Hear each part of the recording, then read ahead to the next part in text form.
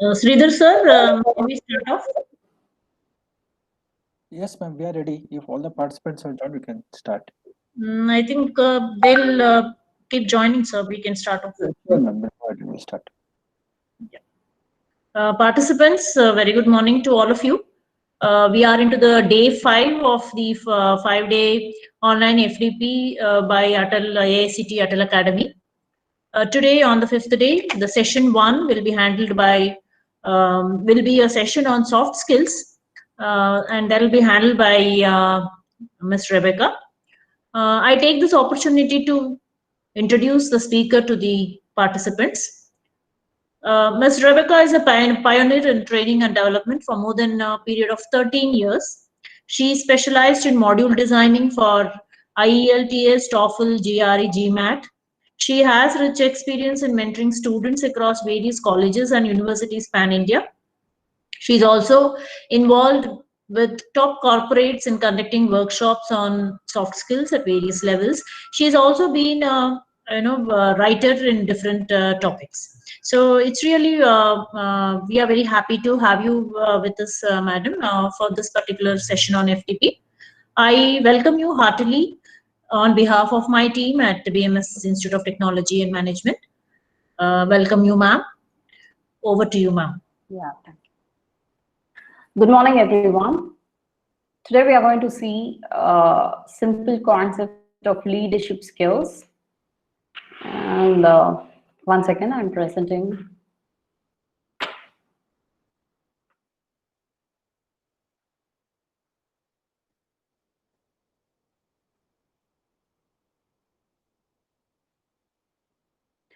So we are going to see something about leadership skills and what are all the specific skills needed or required to be a leader. We know what is a leadership and how a leader has to be. So we will go in for a research-based knowledge of how a leader can present to a student. As you are all lecturers, I came to know from sir, and you are mentoring students. So a lecturer can be a good leader, can be a role model to others. Let's see what is leadership. So the first point is what distinguishes a leader from a normal person. So I'd like to tell you out of my personal experience. I have been working with the CEO of a company for around 3 years as a learning and development specialist. So I have been with him and I have observed him and what makes him different and how he is supposed to be a leader. And as I noticed from his behavior and what he does for the entire day, I came to know a few things which are very interesting. Every day he used to communicate with 85% of his work is communicating with people. And the most important work which I noticed is he is an excellent human behavior hacker. That's really an interesting thing because he used to deal with different people from different levels, and with everyone he used to communicate in an entirely different communication pattern, and he is able to analyze the mindset of people in a very pronounced manner. So I came to understand the point. If you have to be a leader and if you really want to distinguish from others, you should be a human behavior hacker. That's the point I concluded.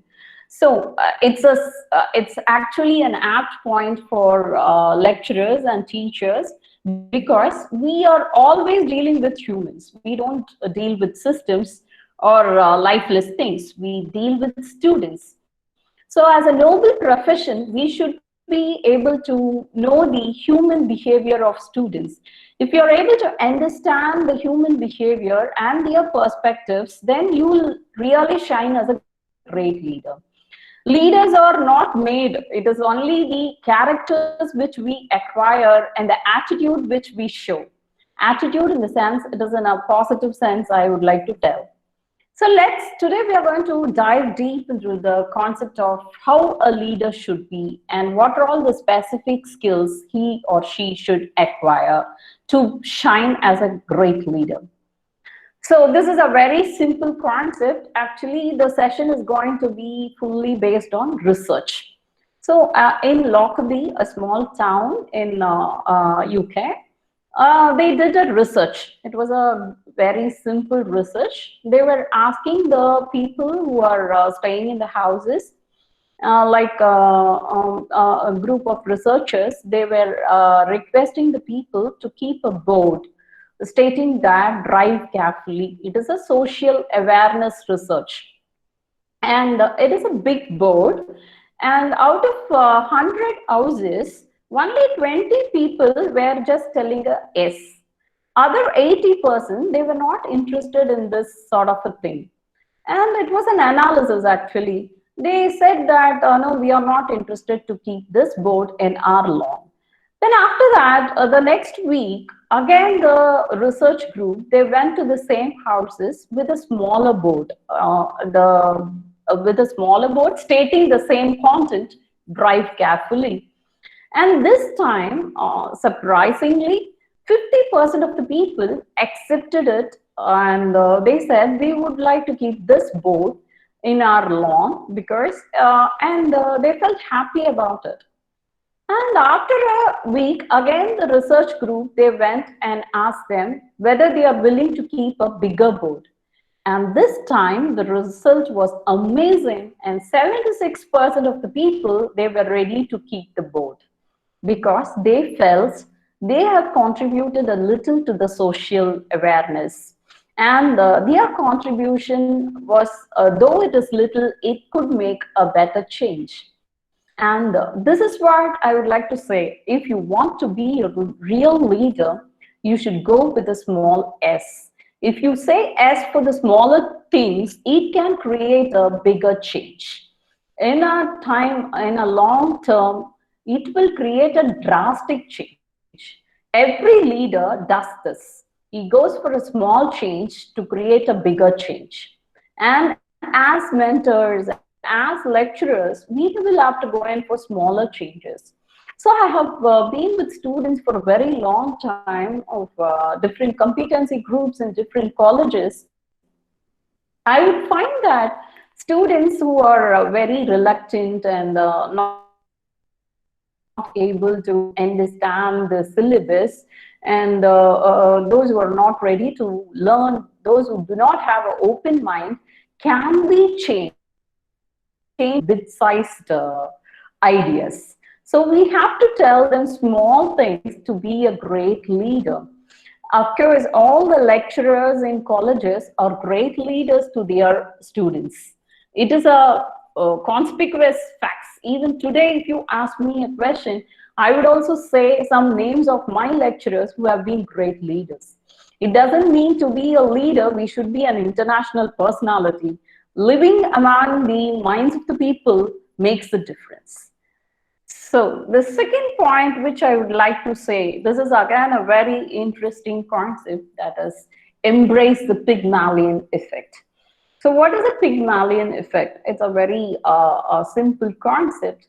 How we all like to be rewarded. This is a very important point because as human beings, we all like to be rewarded with money or some cash money and some sort of a reward in increments, and we would like to be rewarded with some applause, because human mind craves for rewards. Human mind always expects rewards. And the thing is, like, we are under the perception the brain can accept cash reward in a bigger sense and praise reward in a least way. Is it so? But actually the problem is with us. The brain accepts the cash and the praise rewards in the same manner, because the cerebral part of the brain accepts rewards. Naturally, when someone praises us or someone talks great about us, we feel praised and we feel very happy and we are flabbergasted and we really fly in the air. It is because of this cerebral part of the brain. And surprisingly, it accepts the cash award and the praise award in the same manner. That matters a lot. If you really want to be a great leader, you should know to reward. You should give praise rewards to students. That matters a lot. See, like if we look into the research of great scholars or great leaders, we find this concept to be very interesting. Every leader gives positive labels or signposts to the people working under them. As lecturers, we should also, as lecturers and professor, we should also have this positive label or signpost and appreciate students to become a great leader, because one of the most inherent quality of a leader is appreciation. And positive label is very, very important. And it's pivotal that we brand everyone with a positive label. See, many of us, unknowingly or subconsciously, we don't appreciate people. Instead, we pinpoint the mistakes and the errors. If you want to be a great leader, you should be able to tell the positive labels and again, so that the brain secretes the hormone more and the person will become as you wish. Suppose you call a person to be an excellent orator and you tell him again and again, you are an excellent orator, your performance is amazing, and you have surpassed the expectation. Naturally, that person will get converted after a time. So that is called as a Pygmalion effect. And to be a strong leader or a vibrant leader, you need to know the skill of appreciation and giving a positive label or a signpost. See, normally we tell students, even if they fail in a subject or even if they don't get more marks or appreciable marks, we just tell them that you're not up to the mark and you cannot do better. Do not use the word can, because it is a word which tells about possibility. So you can use a better word and you can tell them you can raise to this level if you could correct all these points, because correction is the key, and we can learn a lot. So give a positive label to all the people working under you, and to all the persons, all the students who are under you, under your guidance. Because when you give a positive label and call them out with a positive label, sure, the remark or the result will be remarkable and outstanding. And at one point of time, they will really achieve greater heights. So this is another important point. It's a very important point to discuss. Like many of us think that these leaders rely on logics. And we are under the perceptions always great leader think about great logics, and they consider about what will change, how we can make greater changes through logics. And even we are under the perception that leaders always use logics to buy a product, not product-based company. To own a company, they use logics. And even to hire a person of a good caliber, they look out for logics. But it was really a shocking result. It was a survey on the pattern of communication on Global Leaders 2016 list. And the results were really interesting. And we will really be shocked to know the results, because the leaders did rely on logic, intuition, and emotion. They don't rely only on logics, they rely on emotions and intuitions. Of course, every one of us know what is logic, what is an intuition. That is nothing but the gut feeling, the feeling which we have in our heart, and how we are able to predict. Say, for example, any leader, if you take, they are predictable. They can predict the future in about 5 years or 10 years, what will be the status. If we really know prediction, and if you are premonitive in your stature, you have the inherent quality to become a leader. Suppose you're meeting a student and you have a discussion with a student and you predict that after 10 years, the student will become a research scholar, or you would become a lecturer, or you would be into some social service. Your intuition is great, and your mentoring or shaping up a younger generation. So intuition is one of the qualities of a great leader. And emotion, that is a surprising result, because we all think that leaders are not emotional and they are purely based on logic. They have a blend of emotion. They are emotional because a person who can understand the emotions of others. As I told you in the beginning of the session, a person who can read hacker of emotions, a leader can be an hacker of emotions. If we really know the person's emotion, we can analyze and statistically state what he can be after, what he can raise, how he can raise his level after 10 years. So it's a perfect blend of 2.9% emotions and 3.4% of intuition. So that is the result, and this result clearly states that if you want to be a leader, understand the emotions of persons and the intuitions of how he can be after 10 or 15 years.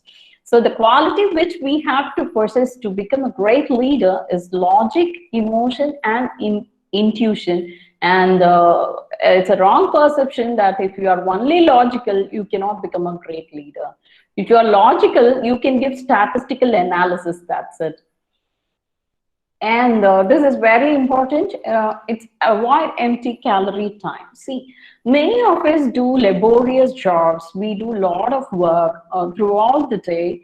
And based on research, we do a lot of job without getting out the proper result, the prompt result. Because when you do 12 hours of job and you don't get anything out of it, it's really a waste of calories. So it is purposeful with mental calories. You should have the calorie conscious, time conscious work. It's like eating a cotton candy when starving. See, I have been starving for 3 days. And even if I eat 30 cotton candies, I'll not be satisfied, and it will not be sumptuous for me to have my thirst or have my starving filled. So what I should go in for a full meals. Then it will really satisfy my filling, and that matters a lot. So normally what we do is the difference is we eat cotton candies. We eat 3 or 4 cotton candies, and we are not satisfied with that, and we carry on the work without result. A leader never does a work without result. That is the point I would like to re-insist on.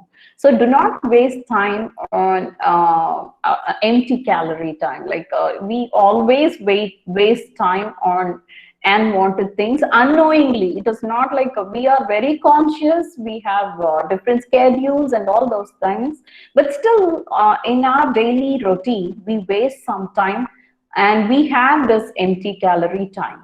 And every leader is judicious with mental energy. So whatever, every hour he works out, every half an hour he spends, he have a time specific schedule.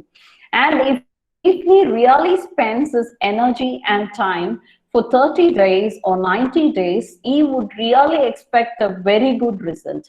Without a result, wasting 90 days, it is an empty calorie time. So if you would like to be a leader, better avoid this empty calorie time. Even when we spend time with our students, when we are in the class, you are teaching a concept which is related to higher order thinking. Naturally, when it doesn't reach a student, even if you teach for laborious 6 or 12 hours, it is an empty calorie time. So leaders never do that. So you can reduce that higher order thinking questions into simpler ones so that it is understandable and it reaches them promptly in a very scheduled time, in a very prompt manner. So it is better to avoid empty calorie time and be time specific and have a scheduled work. And I'd like to ask you a few questions. I want few people to respond to this. What's something you used to believe but no longer believe? Could you please respond? Hello? Hello?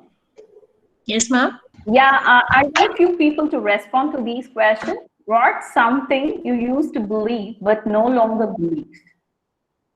Okay, I think the participants please be Yeah. interactive.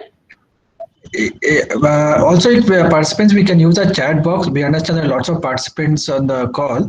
Okay, So please give response on the chat box. So Rebecca, you can refer the chat box as well that's while fine. you're presenting.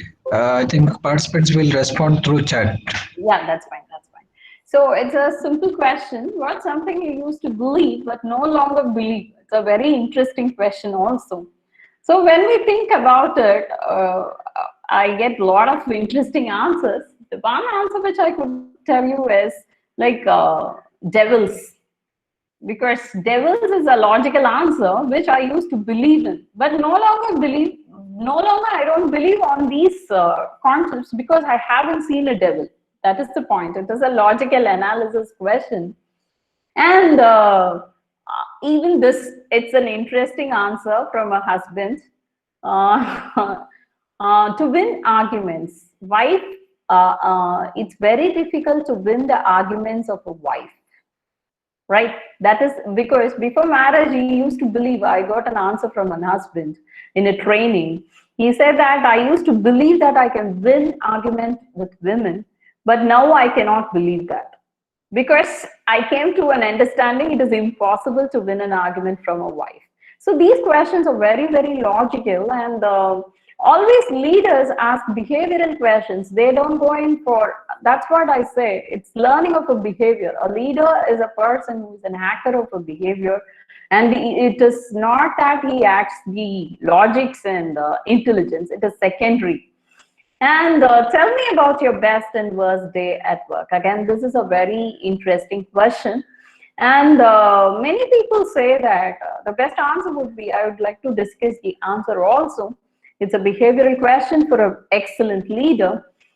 When you say the best day of work, many people say that the best day would be day when I get a reward and when I get a cash prize, or when I get an increment. And the worst day is when I don't get a prize, and when I'm not able to finish my job. All these are the normal answers which people would respond. But a leader's perspective is entirely different. When you ask this question to a leader, tell me about your best day at work, he says, when I accomplish the most challenging job in a stipulated time, that would be the best day at work. Obviously, it's a different and a wonderful answer. And the worst day, again, it is that when I'm not able to finish a challenging job. The word challenging makes a lot of difference, because a person who is not able to accomplish the work given is a normal person. When it is challenging, how you tackle it. If you really want to be a leader, as I stated earlier, we are lecturers and professors, we deal with students and younger minds. When we are dealing with challenging students and how we succeed, that makes a difference. That tells that we are an excellent leader and we make a difference, and we stay in the minds of those students. And you have two teleportation devices. Where do you place them and why? You can drop your answers in the chat box. Okay, and this is again a very, very interesting question. And the first question is, again, it's based on evidence. See, I would like to explain you why these questions, the leaders answer in a different way, or their perception or their perspective of thinking is entirely different from the normal man's thinking. So the first point is, what's something you used to believe but no longer believe? It's a question based on evidence. So always a leader believes in evidence. He never believes in some thoughts or whatever we say. He believes in action. And tell me about your best and worst day at work. It's about leader always faces challenges. He is ready to take up any challenge and he accomplishes the challenge. The third point is, again, it is about logic. So this is a combination how a leader thinks. teleportation devices and where do you place them and why? If you ask a question like this, it's a very simple answer and then it is an interesting answer. I would like to keep a teleportation device in my wife's room and my mom's room. So whenever I want, I can switch places. Because we get a lot of other answers. As I told you earlier, a leader is emotional. He has got emotions and he thinks in a better way. And it's very simple. If you're able to manage your home properly, you will really lead any team, any challenging team in a successful manner. And finally, after the session, we'll discuss the answers, whatever the answers you have dropped in chat box. Now let's go on for the next topic, that is fear is a good sign. So many of us feel that when we are afraid or when we are frightened about meeting someone or presenting someone or watching something, we really have that fear in our mind. And we don't come out with ideas and we have a thought like what others will think, right? And I would like to tell you 60% of people who have got a fear in their mind are sure to achieve their goal. They can achieve their goal in greater heights. So fear is a good sign. And moreover, fear is it's actually a response. It's a bodily response. It's a flight and fright response, which we normally have in our mind. But the point is where we deliver our fear and where we shouldn't matters a lot. And one important thing is like when we are ambitious, when we become ambitious or when we want to achieve greater things, what we do is we do greater plans. We have greater schedules, we have greater achievements, and we have greater perceptions and greater plans. And that makes you happy. So being more ambitious is really a good thing to be a leader. And it's very, very important. We find only 10 to 15% are more ambitious because others are curtailed to their point and happy with the way they lead their life. So high goal setters are always happy with their results. This is again scientifically proven. When you have a very good goal and you have a very good goal setting and you're ambitious, your hormone secretion will be more and you will be triggered to reach the point and whatever the hurdles come in between. So setting a goal of a higher level matters a lot for a leader. And if you set lower goals or a small goals, you will not have great ambition in life. You cannot reach that great ambition. As I told you earlier, challenging is the word which matters a lot. And it makes a lot of difference in a leader. Leaders always going for challenging work. They take up challenging tasks and achieve in greater heights. And let's see, this is a very interesting concept, that is body language of a leader. So what is the body language of a leader? We all know that the alpha in a society is a unique individual with a higher social rank. So how can you become an alpha in a society or alpha among your students? That matters a lot. We have to go in for an in-depth analysis of this. Suppose when we see a person enter into a hall or a meeting, we find a lot of magnetism towards him. And we are really carried away by his presence. And we really wait for his words, whatever he utters. And we were on our heels for his ideas, to grab his ideas. Then he is called as a leader. So we all know this, that it is not about the physical appearance or how you dress. It is about the mental makeup and how they behave or take things in a different perspective. So in order to heighten your magnetism, your thoughts or your ideas should be different, should be challenging from others. As I told you, that challenging is the word which is very, very important, and it is a vibrant quality of a leader. And I would like to ask you a few questions. Do you think leaders smile more or less? It's a very simple concept because we all think, you would have thought if it is a leadership training, it is about what decision making is and how the leaders think, but it is about the psychological touch. It is about how the leaders think. It is about more about the handling of human emotions. So do you think leaders smile more or less? The answer is they will never smile, because when we smile, it tells the hint to the opposite person that we are submissive.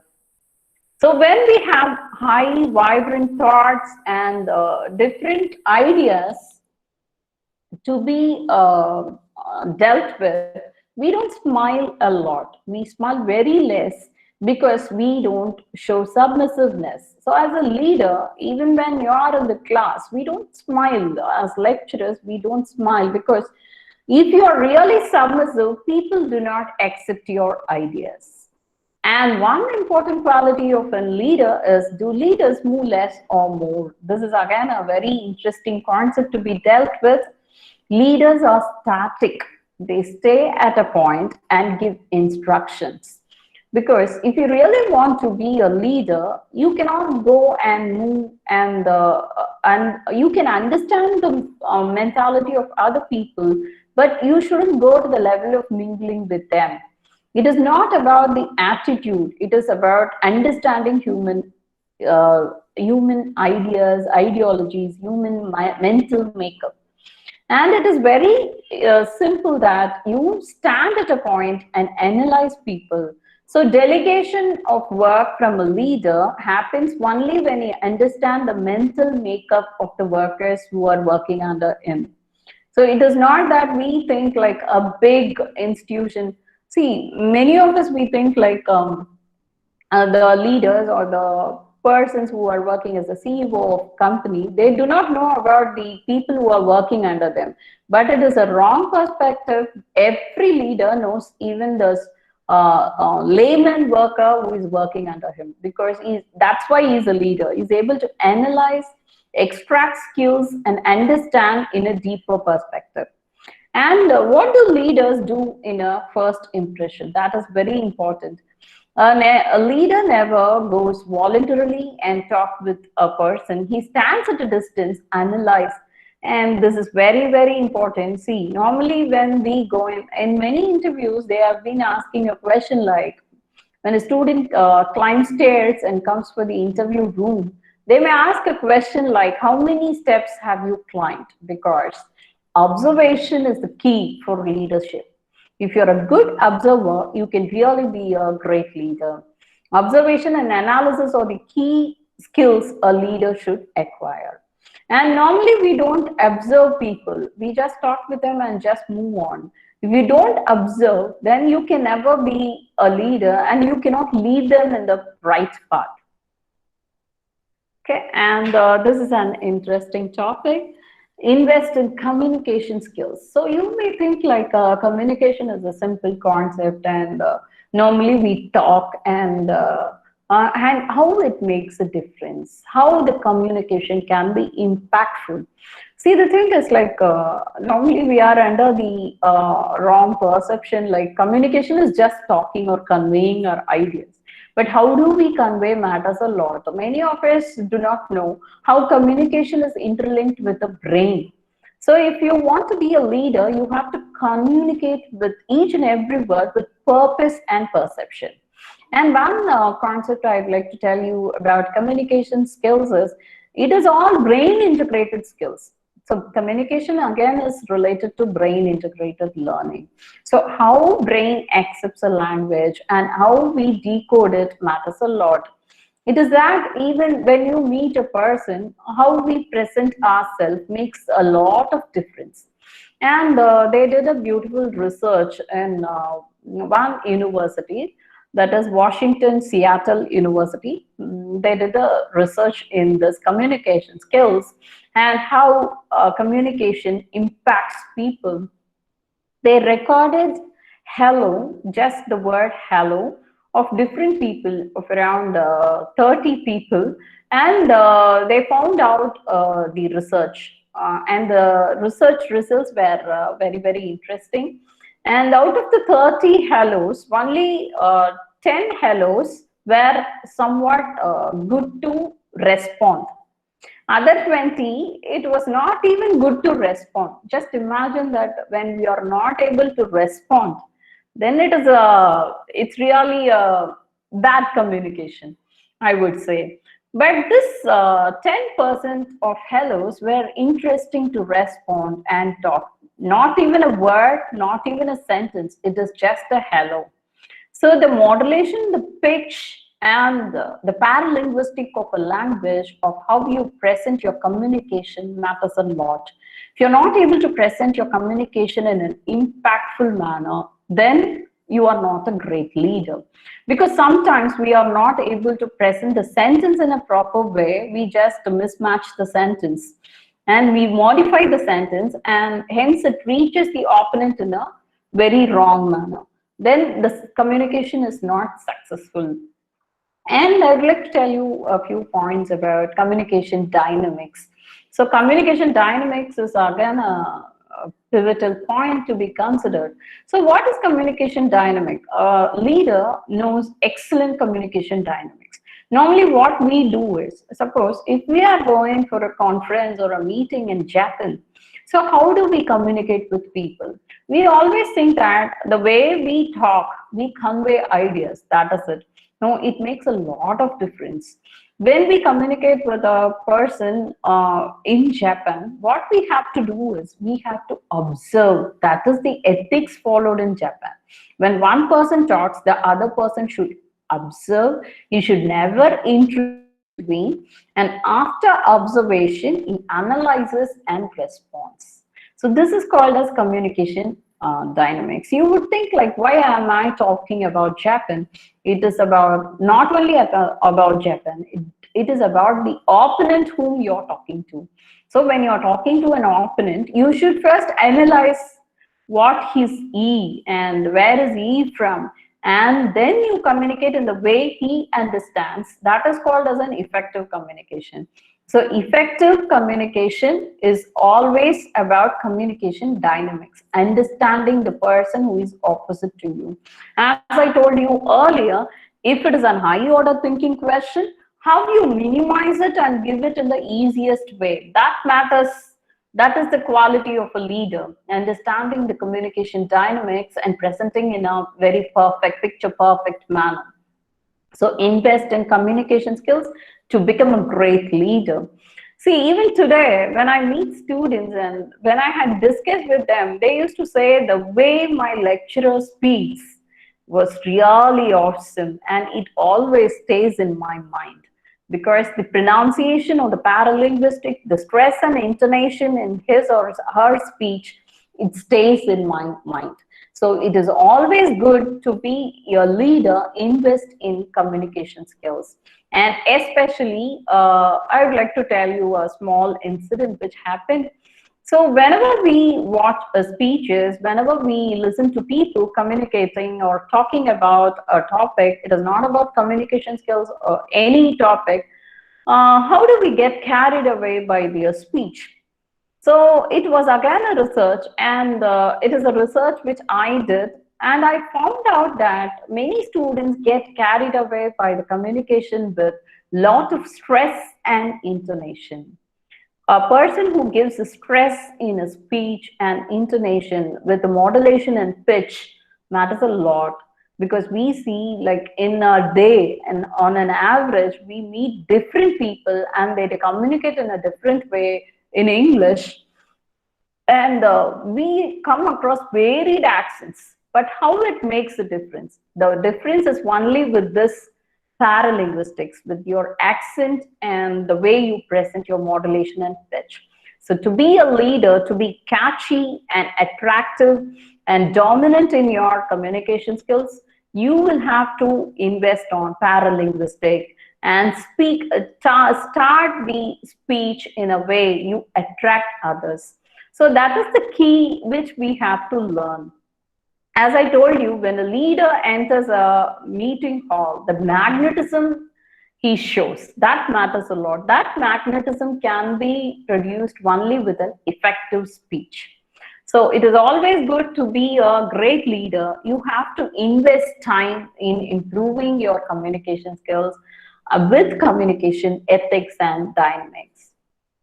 And see, motivating others, this is a very important concept. We all know, we all motivate others, but what is the problem with us is like, we all motivate others, but how we get self-motivated to become a leader matters a lot. When you are highly motivated, the person who sees you gets the positive energy transformed to him, and naturally he will get motivated.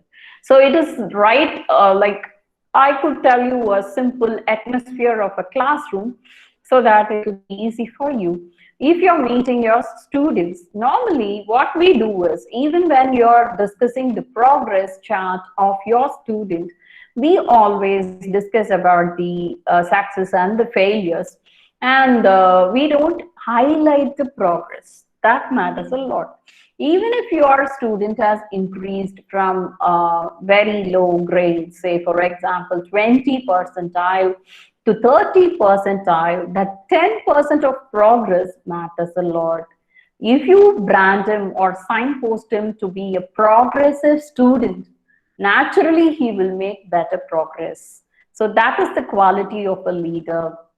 A leader never demotivates a person, because as we all know the difference between the leader and the dictator. A dictator always gives orders and he wants everyone to obey it, but a leader, he always helps people to come forward and raise them to greater heights. So that matters a lot. So making a progress list and telling them what they can do best to achieve great is a best quality of a leader. And scoreboards, that's very important to project your students' performance. So every day you can say how much they have improved. At least we can spend 5 minutes. These improvements will really, these small changes, as I told you, will make you a great leader. It will lead to a bigger change. Change is inevitable, and change is the greater thing than anything to become a great leader.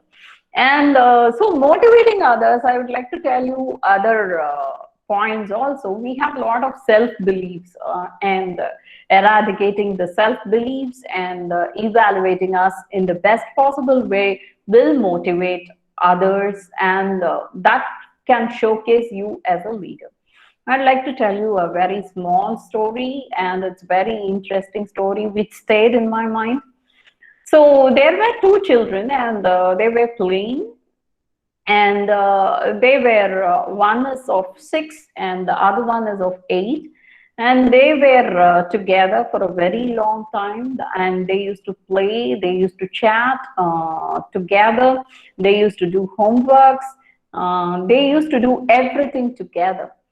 So at one point of time, while they were playing, one of the student, one of the boy is 8, what happened is he fell into a well.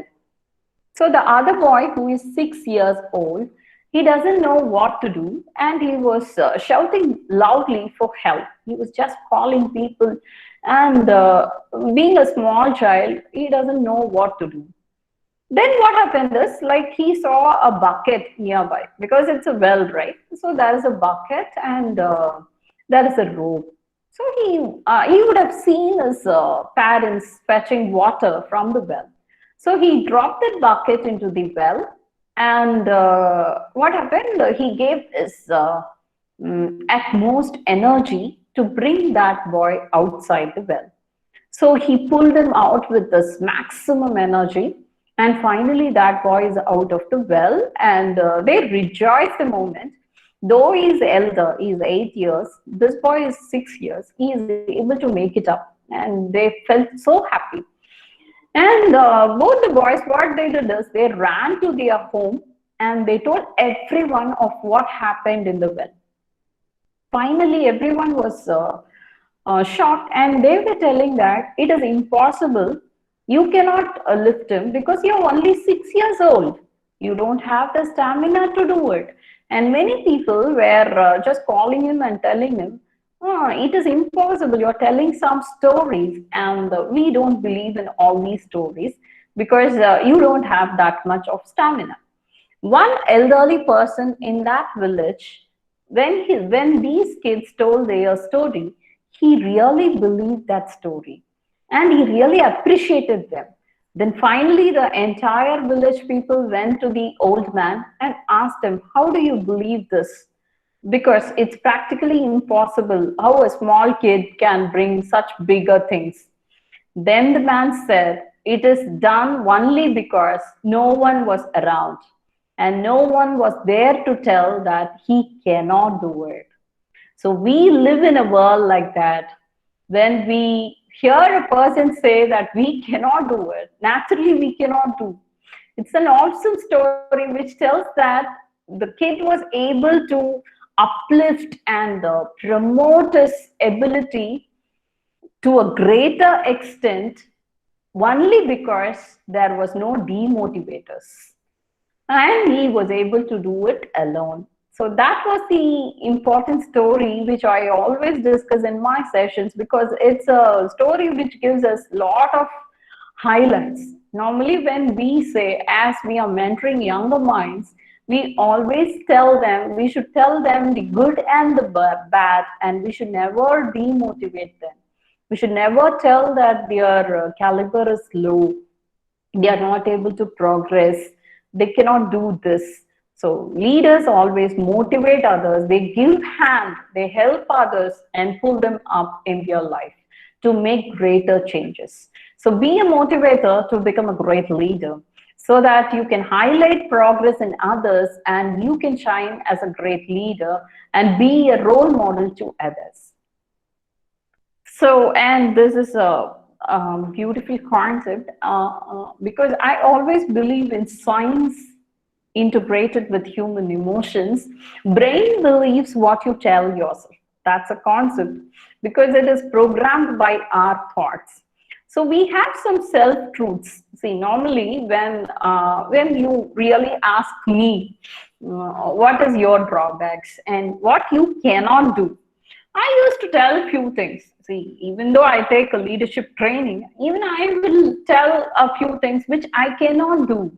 In the sense, I would not have tried. It is all self-truths. People used to say from my childhood, my mom used to say like, oh, you have to train yourself more in mathematics. So that has stayed in my mind. Even though I get 80 percentile in mathematics, I get 98 percentile in other subjects. And even though I'm an outstanding student, but the self-truth people say that is, you cannot do mathematics. 80 percentile, they have told that you are not that much good in mathematics. So that is the self-truth. So what I started to do is I started believing it. Oh, it's a self-truth, like I cannot do mathematics and I cannot excel in mathematics and I cannot achieve great heights in mathematics. And that stayed in my mind. And if you really write, take a paper and write your self-truths, like what are all the things you cannot do, you will be really surprised because it is all from the beliefs which has built up from your childhood till today. And you have all these beliefs, and these beliefs are limiting beliefs, which you will have to remove it. Because if you really want to be a leader, you should never have limitations, that limiting beliefs. And this is a very simple thing. Even you can tell your students to do this simple activities. It is a very interesting activity also. And you can ask them to take a paper and ask them to write the self-truth about what they cannot do. So they will tell 100 things what they cannot do because from their childhood, it has been built from their childhood on their mind, they cannot do. But brain, see, I like to, it's really an exciting thing to know. So whatever you feed, the brain reflects. So if you feel that I can do it, I can be a great leader, then automatically the brain reflects ideas. See, for sure, I would like to tell you about this as you're dealing hundreds and hundreds of younger minds and shaping them. And as a leader, you should do this work as like self-truth. You have to remove the limiting beliefs. It's like whatever we see, we do it, and whatever we hear, we believe. I would like to tell you a small incident which happened in my life, and it still stays in my mind, green in my memories. When I was a child, I was really carried away by a beautiful cycle, and I would like to play with that cycle. My neighborhood had that cycle, and I used to play with that boy for every half an hour in a day. So what happened one day, I got frustrated and I got irritated because I couldn't own a cycle. So I was sitting at the corner of a room and I was just crying bitterly and thinking about it in a very bad way that I couldn't own a cycle. And after a day of tiresome work, my dad came from work and he saw me, he came and sat near me and he was just asking me of what was the thing, and he was giving a promise that he would get me a cycle in my birthday. So I was just feeling a bit relieved about it. And at that moment, my mom, who was busy in the kitchen, entered that room and she was just seeing me. And my dad, she entirely mistook the situation and came near my dad and said, "Why are you scolding her?" The one word which she said is, "Why are you scolding her?" That moment, my dad was so patient, but after hearing the word scold, he started scolding me. And I couldn't understand what's happening around. And I really felt bad. And after that, my mom didn't stop with that. Then she added up a word: "Don't beat her, she's a small child." That's all. The next moment, my dad gave nice thrashes to me. So this incident has created a great impact in mind, and I understood whatever you feed your brain. When my mom said, like, "Don't scold," the word scold, it's a beautiful feeling in my dad's mind, so he started scolding. When she said beat, the word is fed into my dad's mind, he started beating. So it is all what we feed. It is a very important thing to be a leader. Feed only the positive things and self-truths. It's all built up from your childhood. Even many of us in our childhood, we would have told some explanations or some answers. I would like to become a great entrepreneur. Then our relatives would have told, "What is this fake belief? How can you become an entrepreneur? It is impossible to become an entrepreneur. You know, becoming an entrepreneur is great. You don't have that much of money." So all sorts of negative thoughts. These negative thoughts would not have made us come out as a great leader. So these are called as the blockages, emotional blockages. So if you really want to become a great leader and lead people, you should have this limiting, you should remove this limiting beliefs, and you should have this motivation bus skills. It is nothing but removing all the thoughts and replacing it with positive thoughts. And one important thing is like, if you want to be a full-fledged person who can lead a team or a group of people, you should find out the areas where you have least motivation. Sometimes we'll be surprised to know even we get the least motivation from our mom. She used to say, "You are always late and you are messy. You don't do things in a proper way. You are not organized."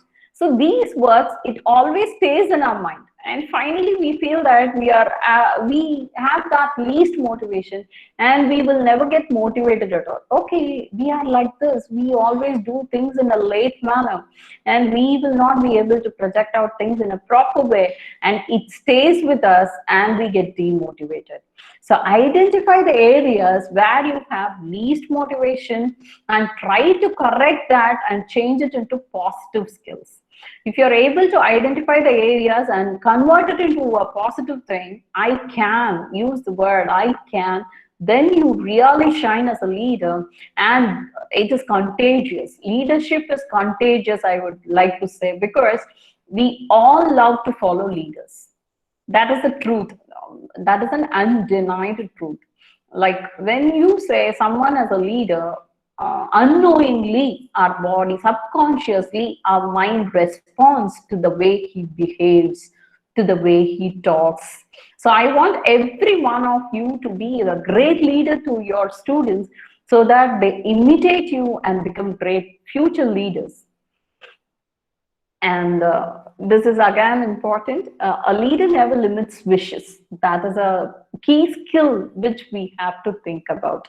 So if you have a limiting wish, like I want to achieve this, I want to become a particular person, I want to be like him in about 5 years, that is called as a limiting wish. So if you limit your wish, you cannot grow higher.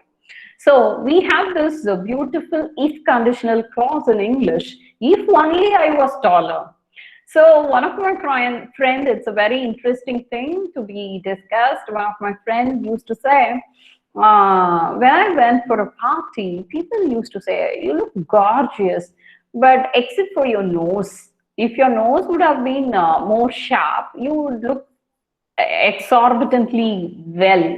And that was the thing she used to tell me, and she used to feel bad. I should have got a sharp nose so that I can make more friends, and there will be more admiration. But it is a funny thing, like can we change the features in our face or whatever it is through surgery? It's really absurd. So if you have if conditional clause in your life, you can never become a leader because you have a limiting wish. So if only I was a research scholar, I would have accomplished this. So that doesn't mean whatever you are. If you have an ambition which is and a clear-cut goal which you can achieve, all these blocks and stumbling blocks you can just remove and walk towards your goal. And this limiting wishes, on the other hand, will make you fall down, and it will not fetch you great results, and you cannot travel in the way of success. So a leader never limits wishes. So he has a great wish and he travels towards it. So, and I would like to tell you, it is not that within one day or within a couple of days, you can become a great leader. If you acquire all these skills and if you're excellent and you excel in people management skills, you can become an excellent leader. Understanding the mentality of the people and never limiting the wishes is a great leader. A person who does this is a great leader. And one thing which I would like to discuss is, like, even we find people working in wrong places. See, even if we own a company, we would have found people working in wrong places for 20 years or 30 years. It is really a waste. After 30 years of service, his potential in a particular area is totally lost. As professors and lecturers, that finding out the inherent ability of a student is in your hand to shape up a great leader. And you should find out that inherent ability and remove the limiting wishes one has got, because these limiting wishes are really a bad one, and I would like to say it will kill the spirit of a person, and he cannot achieve greater heights. He cannot walk in the path of success. And I would like to tell you a few things about decision-making skills. So decision-making is one of the excellent skill a leader will have to acquire, because a leader takes approximately 5 to 10 decisions in a day. In a day, there's a survey says. So in a year, in a month, you can just imagine how many decisions you would be making. But the problem is, if me or you, we make a decision, it doesn't impact other people. But if you're a leader, you make a decision, it impacts a lot of people. And as lecturers and professors, your decision is very, very important because it impacts a lot of students, hundreds of students. So how can you make a better decision, and how can you be a good decision maker? So the first point I would like to discuss is about the emotional intelligence. So what is an emotional intelligence? So as I told you, before taking any decision, you should never be taking a decision emotionally. Though you understand the emotional touch of people, that you have to keep it in your mind. But when putting it on paper, you should never take a decision emotionally, considering your emotions. That matters a lot. See, normally when you are in a critical state of affair, you have to take a decision immediately at a point of time. And at this juncture, if you don't take a decision, you will be into great trouble, right? So that matters a difference between a good decision maker and a leader. So a leader always considers the problem of others, not his own. So if he is not able to take a decision A, he will not be able to flourish and he will be into a lot of problems. If he is able to take this decision B, though he is into problem, on a long run, it's a great solution. That is how decisions are made. So that is called as emotional intelligence, understanding the emotions of others, but not taking a decision on emotional grounds of the self. So we should not become emotional while taking a decision, but understanding the opponent and taking a decision. So always a leader, because we are like, we have this flight response within us. Even a leader a leader is a normal person with all these qualities. So when he takes a decision, he always thinks about future perspectives. That is about in 10 years, what it would be. Even if it's a failure today, what would be the result after 10 years, and whether it is a good decision. A good decision is always a decision taken for a lifetime, not taken within limits or within today's constraint. So that is the first point I would like to reiterate on. It is on emotional intelligence, because the point is very simple. A leader's decision resonates with other employees. That is the point I would like to tell about, because when he takes a decision, he should always think about the employees. Or I can tell you a beautiful example of the classroom environment. When a lecturer or a professor decides something on a project, or decides something on teaching skills, or implementing a project, or implementing a classroom presentation, he takes a decision which resonates with the students. So whatever the decision he takes, it affects the students. So to be a leader, decision making is very, very important, and emotional self-control is important, because he always thinks about the emotions of others. So the deciding factor is always dependent on emotional self-control and the emotions of the opponent persons. So these things we don't think normally. Normally what we think is like, when we are taking a decision, we always think about ourselves, right? We don't think in other man's shoes. We think about ourselves, our personal perspective, and how it affects us. And even though it affects us, it doesn't affect the other person, it's good for them, the leader takes a decision like that. So we are going to see a few things about the decision making skills. And choices, not chances, determine our destiny. This is a very beautiful quote which I like in my life itself, because what choice we make, we always make choices in a wrong way. So we have to think about a lot of things before making a choice. That is nothing but perceptions. So perception is a quality of a leader. So how it would be after 3 years, how it would be after 5 years, how it would be after 10 years, and in case of uncertainty, that matters a lot. So I would like to tell you about a survey which was conducted in a university in Colorado Boulder. And this is a beautiful survey because I always talk on research. Then it would be something good, like instead of telling something, we always tell based on research. So in this survey, what happened is there were few students and they were given a ticket for Hawaii Islands for going in for a vacation. And students were very interested and they paid the amount and they were interested to go. And after the vacation, after 2 days, the results were supposed to be announced. So what happened is they were interested to go to that particular island, and they got the tickets and they booked it. And it's a very simple thing, like whether they would get a pass mark or a fail mark, they were all interested to go to that Hawaii Island.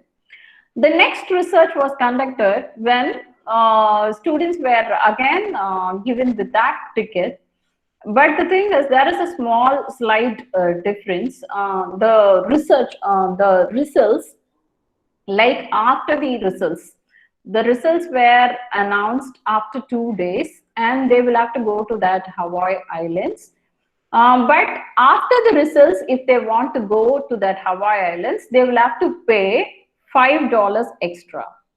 So what happened is the results were quite interesting. 70% of the students paid $5 extra because they don't want to take a situation of, they don't want to take a case of uncertainty. They wanted to know the results. Anyhow, they are going to go. Even the previous result says that whether they got a fail mark or a pass mark, they wanted to go to that place and enjoy themselves. But when you give a condition, like in case of uncertainty or in case of choices, they were very cautious and they took the second choice. And after the result, even if it is $5 extra, they would like to see their results and go to that Hawaiian Islands. So this research clearly tells that we all are afraid of uncertainties and we don't take a step forward to march towards uncertainty. But leaders, the quality of a leader is to march forwards towards uncertainty with a lot of modalities and ways to solve every uncertainty in a different perspective. See, normally the thing is like we all hope things to be in a good way. But if it doesn't work out, what we can do? If we look out for great businessmen, even if they launch a product, if they don't go well, what they do? They used to add up some features. They don't get disheartened. It's an uncertainty. Or if a competitor is letting out a product which is more pronounced, leaders don't get disheartened. They always perceive uncertainty and work towards it. Whatever they do is they give an added up feature to the existing product or reduce the price. They go in for other options. So they have a perception in case of uncertainty and they provide results. So this is the result I would like to tell. You should be ready to take a chance in case of any uncertainty. And the most important thing is, like in a classroom atmosphere, every day in our day-to-day practice, we meet a lot of students with uncertainty, right? And they are unpredictable. So in that case, we should not leave them as it is. We should sit with them and understand and analyze what made them feel so uncertain and what are all the best possible solutions we can provide in order to patch up the uncertainty and make them best. So it is very important to know about the choices. And again, see, like leaders are very picky and they have better choices and understanding. So how do we limit your choice? See, what is limiting your choice? You may think like we have a lot of choices. in a day-to-day life, even when you meet people, when you have friends, when you go into a shop, you purchase a lot of things. What is your choice? See, I have done a research on this personally, and I feel that many people are interested in different choices. They have different color choice, different styles, dresses, everything. But how a leader has a choice? So how he presumes choices? So this is again based on a research. I would like to tell you there is a simple exhibition conducted, and in one of the table, and there were 50 jam bottles. It was an exhibition. In one table there were 50 jam bottles, and in another table there were 6 jam bottles. So naturally we will be attracted. See, the normal mentality of people is like, when we see huge, we used to go to that shop. We are also like that. When we see a lot of varieties, we used to go to that shop. But what is the ultimate conclusion or the decision we make matters a lot. So it's a very interesting thing. And we noticed like people just thronged into the shop with a lot of jam bottles, and they had samples, they ate a lot of jam. And again, there were people who visited this table with 5 to 6 jam jars, and here also they tasted it, and we gave a feedback form, they commented it. And it was a long time because there were a lot of shops, and we were waiting for the whole day to get the results, and we wanted to see some interesting results. And finally, we got to know that 30% of the people bought more jams from 5 to 6 jars table, and only 10% of the people bought from 50 jars table. It was really a contrary result, because normally we think, what we see and what we think is, when there are a lot of varieties, we can buy more. But the brain doesn't work like that. When you have limited choices, you can choose the best. That is how the leader works. When he has varied choices, he will not go in for that. He limits his choices to 5, 4, 3, 2, 1. And you have one particular goal or one particular choice to make, and he becomes a great leader, he becomes a great entrepreneur, and he leads a great team with enormous energy. So limiting your choice matters a lot. And then we had a personal talk with the people, with 30% of the people who choose that jar with a 5 or 6 jar table.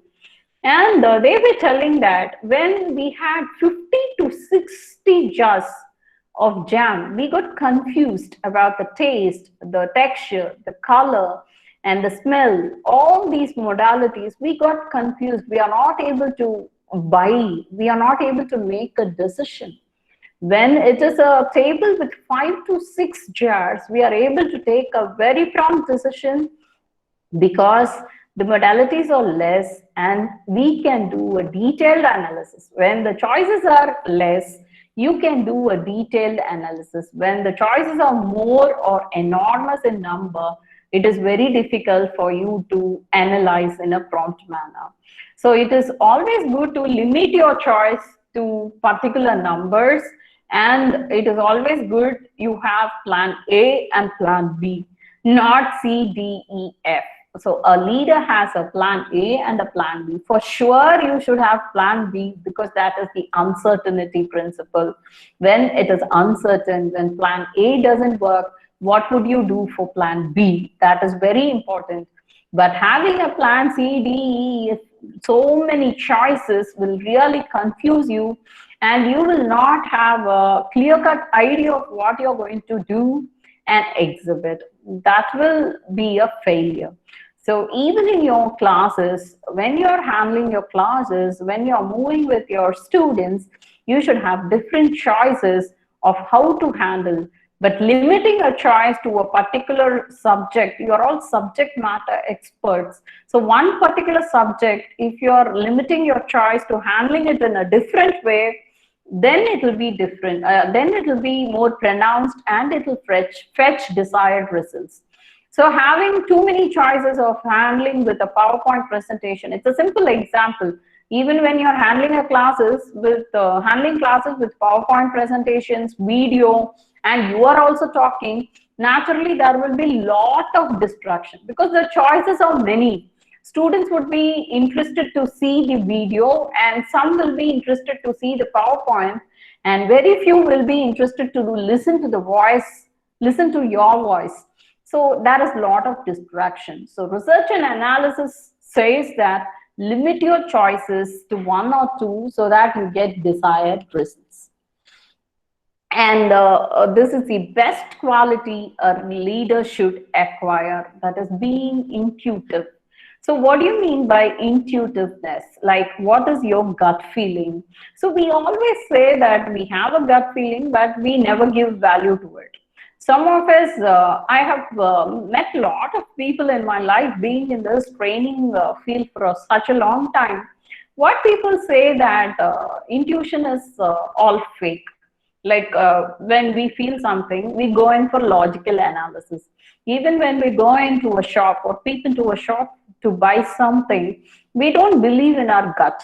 Instead, we go in for some other thing. We go in for we don't believe our gut and we go in for logical analysis.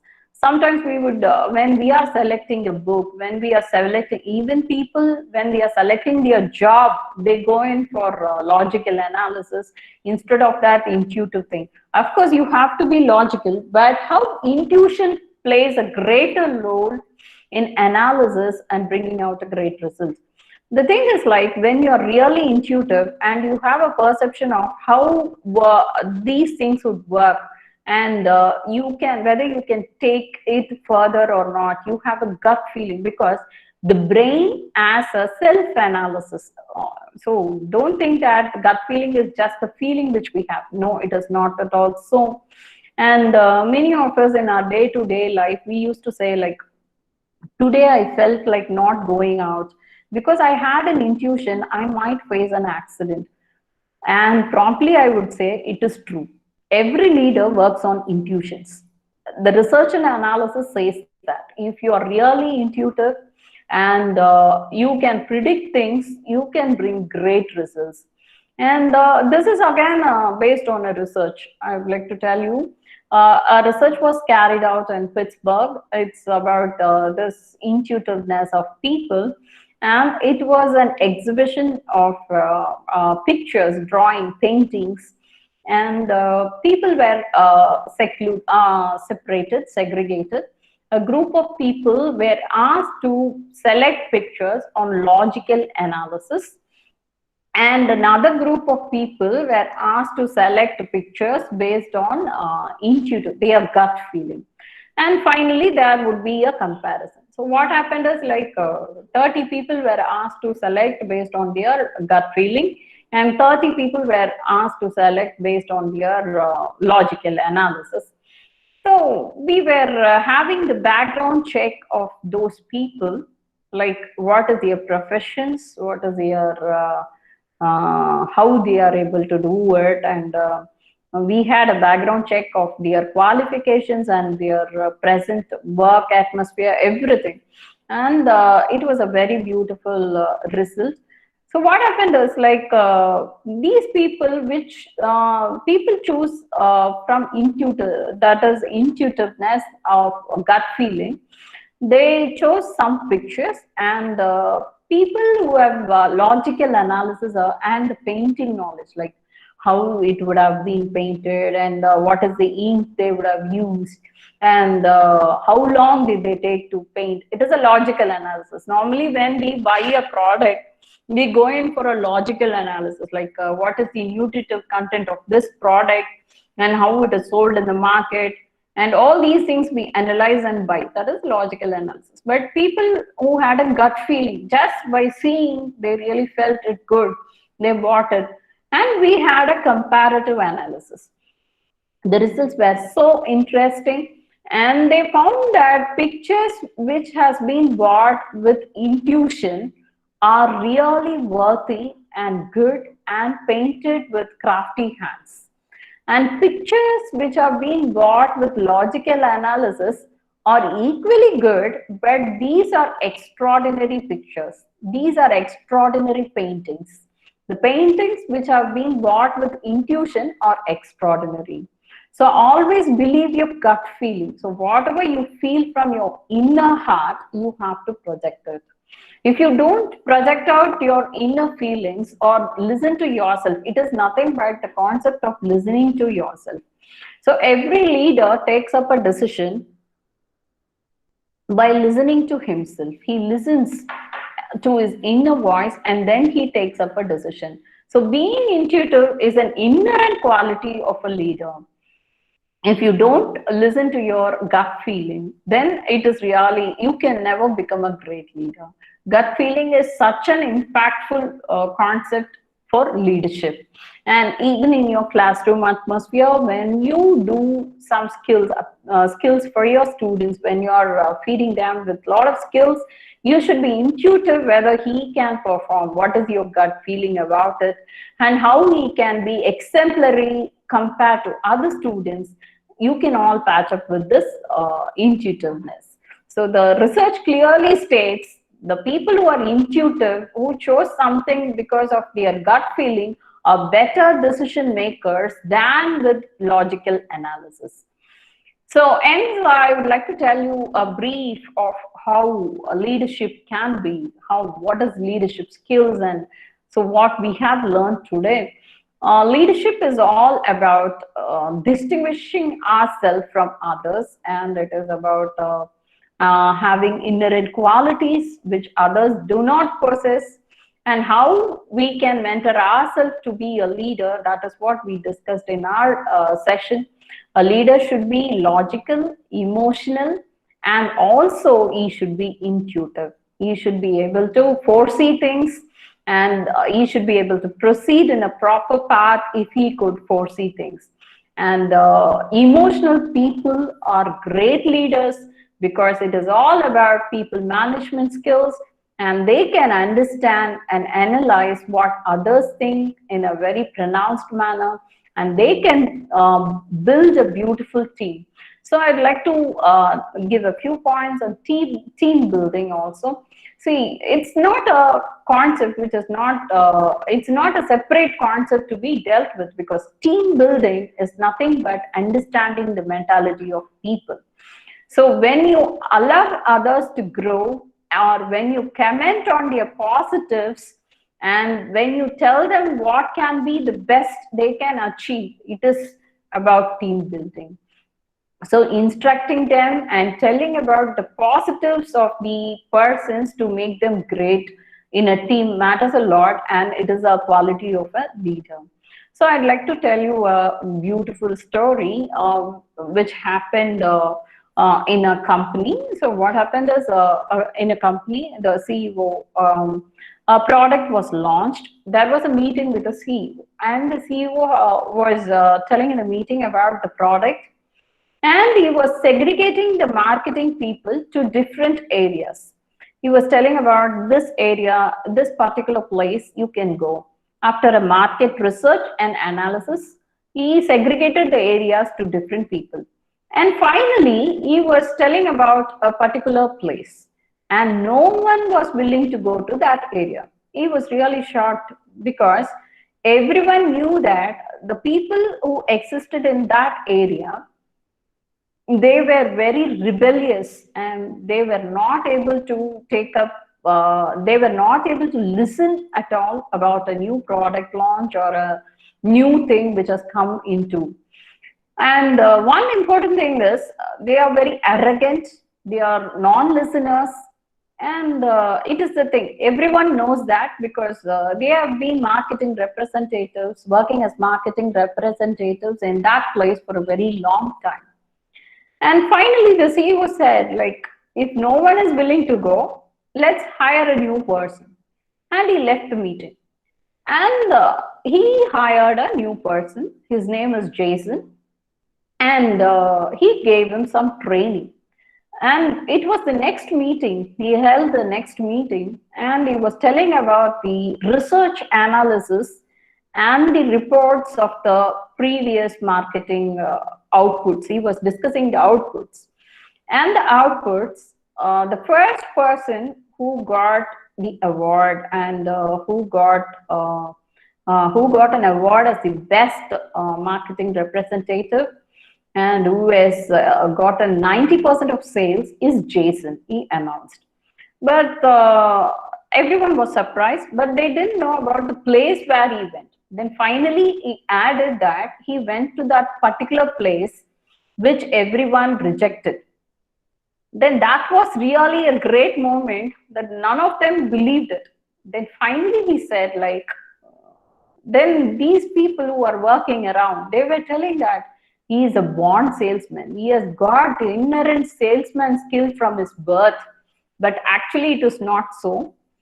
Then he narrated a beautiful concept. The CEO narrated a beautiful concept. He said, like, I hired Jason. He was just a fresher. He hasn't got any experience about marketing skills. And I hired him. I gave him a training on how to handle difficult people, how to handle stress, conflict management, how to convince people and buy things. And today he has been a great success. So everyone was really shocked because the point is Jason doesn't know anything about that particular place. Point number one. And point number two is why he became a great leader is he doesn't know these people are very rebellious and it is his first venture. So he would have thought this would have been the industry, so we can give a try. So it is always good that if you want to be a leader, have perceptions in a positive way instead of listening to others. Be a non-listener to negative perspectives so that you can march and achieve great heights. And I would like to thank everyone for giving me this opportunity. And if you have any questions, you can really ask.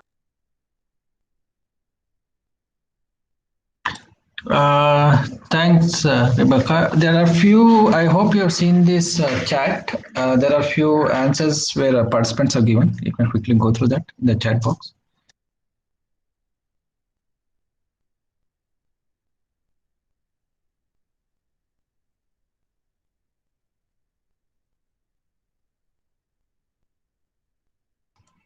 I think we lost Rebecca. Just participant, just be online. She'll be back in a minute.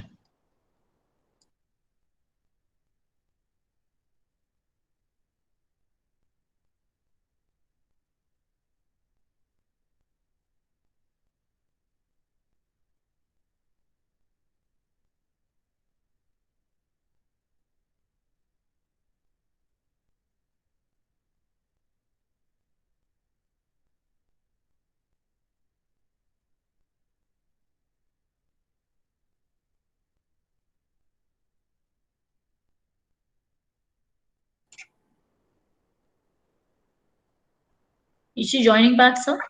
Yes, ma'am. I think she just got disconnected while she was stopping to share the screen. So she'll join back just a minute.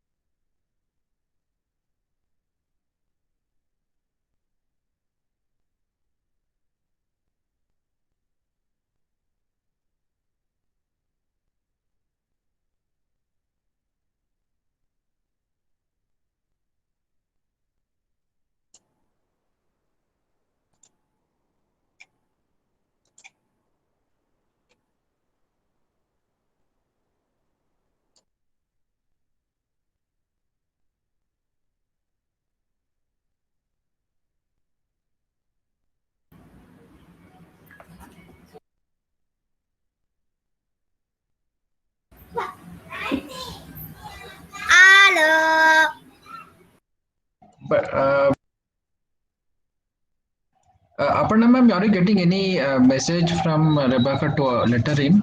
I think she's getting some error while joining. No, no, sir, I'm not getting anything.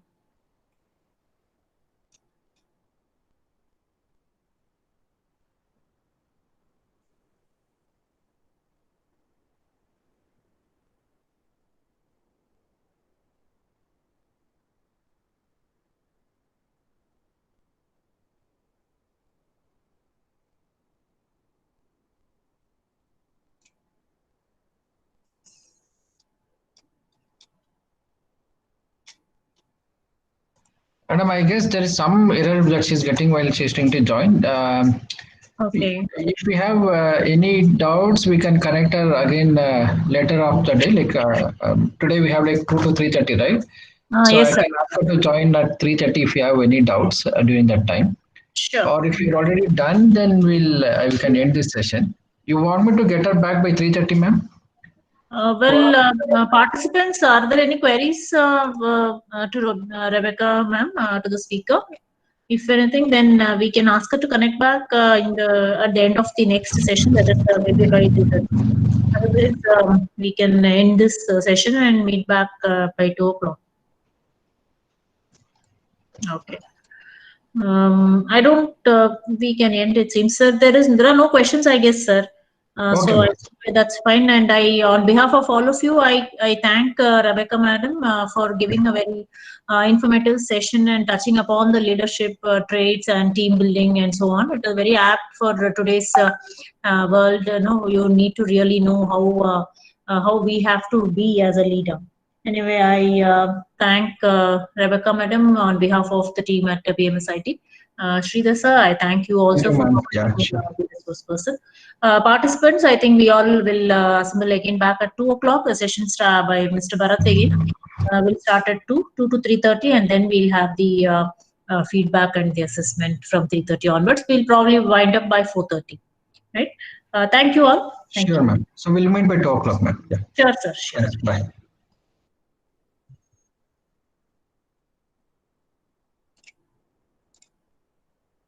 File. You need to download it, and you can import it directly inside VirtualBox without any issues. You'll be able to import it. And coming to the complexity of this particular mission is basically it's a beginner friendly mission. So you just need a basic ideology of hacking. So it says that it is from a beginner to intermediate level, but currently you are in an intermediate level in terms of hacking. But again, it just needs to be a bit more practicing in your case, right? So that's the reason I've picked this mission. Pretty easy and straightforward mission. You just need to practice the steps that we have already covered, and you'll be able to compromise and gain access over this mission. Yeah, and you can also find this mission on in the below link. Let me add this link on this in the text file. Okay, we can download this directly over here. And if you say what is the goal of this mission, the goal of this mission is basically they have 3 keys in this mission. Just like as I said, it is it's the CTFs are always depending on similar to your treasure hunt. So here our goal is to find 3 keys which is hidden in different locations of this mission.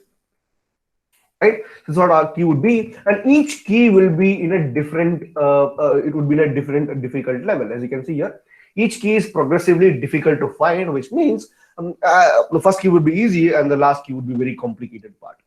Right. So obviously, to find this key, you have to progress forward in compromising and gain access on this mission. So just give a hint. You can find if you remember, I have given you a hint about privilege access level, right? So if you recall there, every mission will be having a privilege level, something like guest first, and then a normal user, standard user, and finally you have a root, isn't it? Root or administrator, right? So the keys over here is also in a similar fashion. You would have to escalate your privilege access from guest to root and user to root, guest to user, user to root to get all the 3 files, all the 3 keys. Okay. Now to do that, obviously we have to follow behind the hacking context. So in other words, we're going to do hacking on this particular unknown mission. which is completely unknown to us. We don't even know what is our IP address, what is the victim's IP address here. So it'll be completely like a black box pen testing. Even though it will not be a completely black box for me because I've also already done it. The reason why I'm using a known mission here for my personal view is basically, but if in CTFs, it is ideally recommended that you would be requiring at least 5 to 6 hours of time duration to crack any beginner or intermediate level CTF.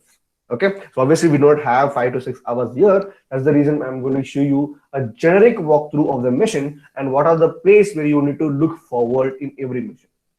Be straightforward. So what I would recommend is you would go understand this, you would view all these overall steps, understand the flow, why we do a particular step at one a particular level, and after this entire walkthrough gets completed, obviously ma'am will be sharing you the YouTube videos link.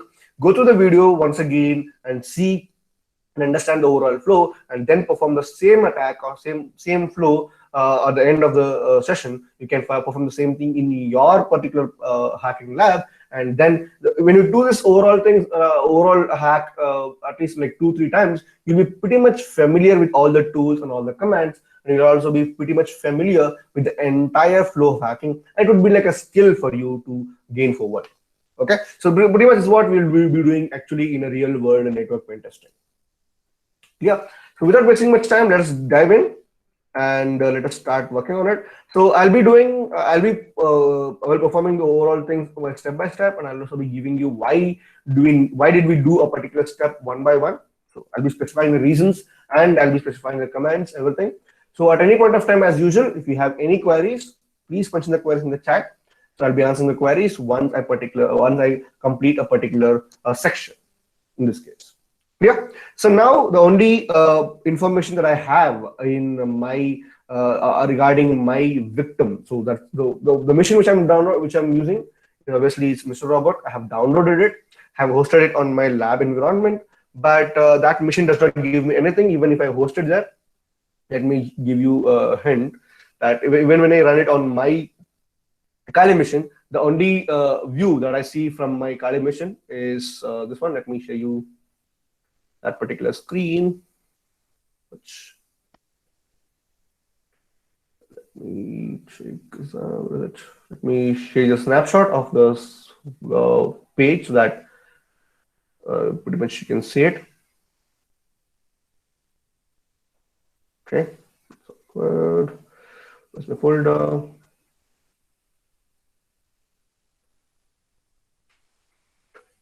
I think this is it. So let me move to pictures and type Python FLM simple HTTP server 80 and it should be available. Okay, so I have connected to the lab. Let me show you the screenshot that on which this page is available, and I think it is the file name is 06. So this is the view that I see in my Kali Linux mission the moment I turn on the server. So observe, there's nothing displayed over here. It's asking me for the login, but I don't even know what is the credentials on it. Okay, which means it's a complete black box testing in that case. Clear? Again, if you have any queries, please put in the queries in the chat box. Okay, so let me log into my Kali Linux mission using putty as usual. Okay. And increase my font size.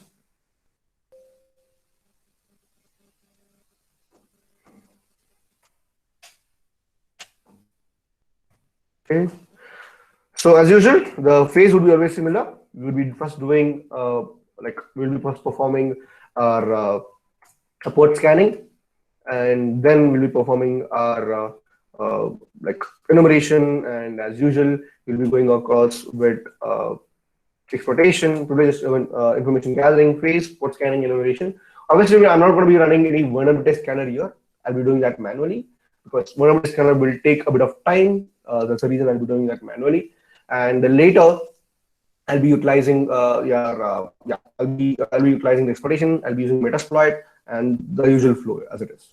Okay, so just to make sure that I'll be using I'll be creating a temporary directory so that I don't make any like I just want to keep all the files in a single folder itself.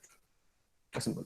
Okay, so let's first do a port scanning. Here I do not know what is my victim's IP address, so hence what I'll do is I'll run a ping scan throughout my entire network, and I'm pretty much sure that in my network currently there are only two computers which I know. One is my my ColorNext machine. Second is my Windows 7 machine. The two machines which I know. 1.87 is my Windows 10 machine. 1.7 is my hacker mission, and router which I actually know. The only unknown mission is basically 192.168.43.145, which obviously should be my victim mission. So this is one of the common way. How do you identify any CTF if you do not know its IP address? Okay. So what I did is I just did a ping scan throughout my network. I know what is my network IP address. So what I did is I did a complete ping scan in my network, from which I was able to identify how many hosts were up in my network, so that I'll be able to get its particular IP address. Okay, so here 43.7 is a known mission, 187 is a known mission. So obviously the only mission which is not known to me is basically my Mr. Robot mission, which is obviously 192.168.43.145. Okay, so let me update that in my target. So my target is 192.168.43.145. As simple as that.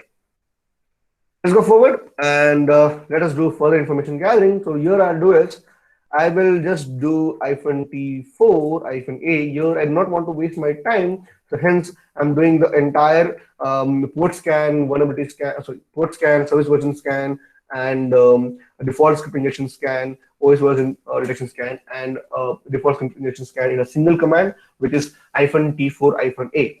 So by using -T4 -A command in your system, you can do all the three types of scan using a single command itself. Okay, so that means you can save some amount of time, right? Sorry. I'm sorry. So this is by this command you can utilize some of your you can invest you can save a small amount of your time. Let's see what information I've got. So the information that we have got here is that my victim mission is open with port 22. It says it's closed, but it's open on 22 SSH, and that's okay. So in order to log into SSH, I should be having a valid credentials. That's great, but I do not have currently. So let's go forward. I can see that the machine is open with port 80 or HTTP in it. That's great, which means it's running a website in it. And similarly, there's a port 443 open on this machine, which means it's running two web services, one in HTTP and other one on HTTPS, right? So which means there are two web services running on it. Probably they may contain same data, or it may contain different data as well. Okay.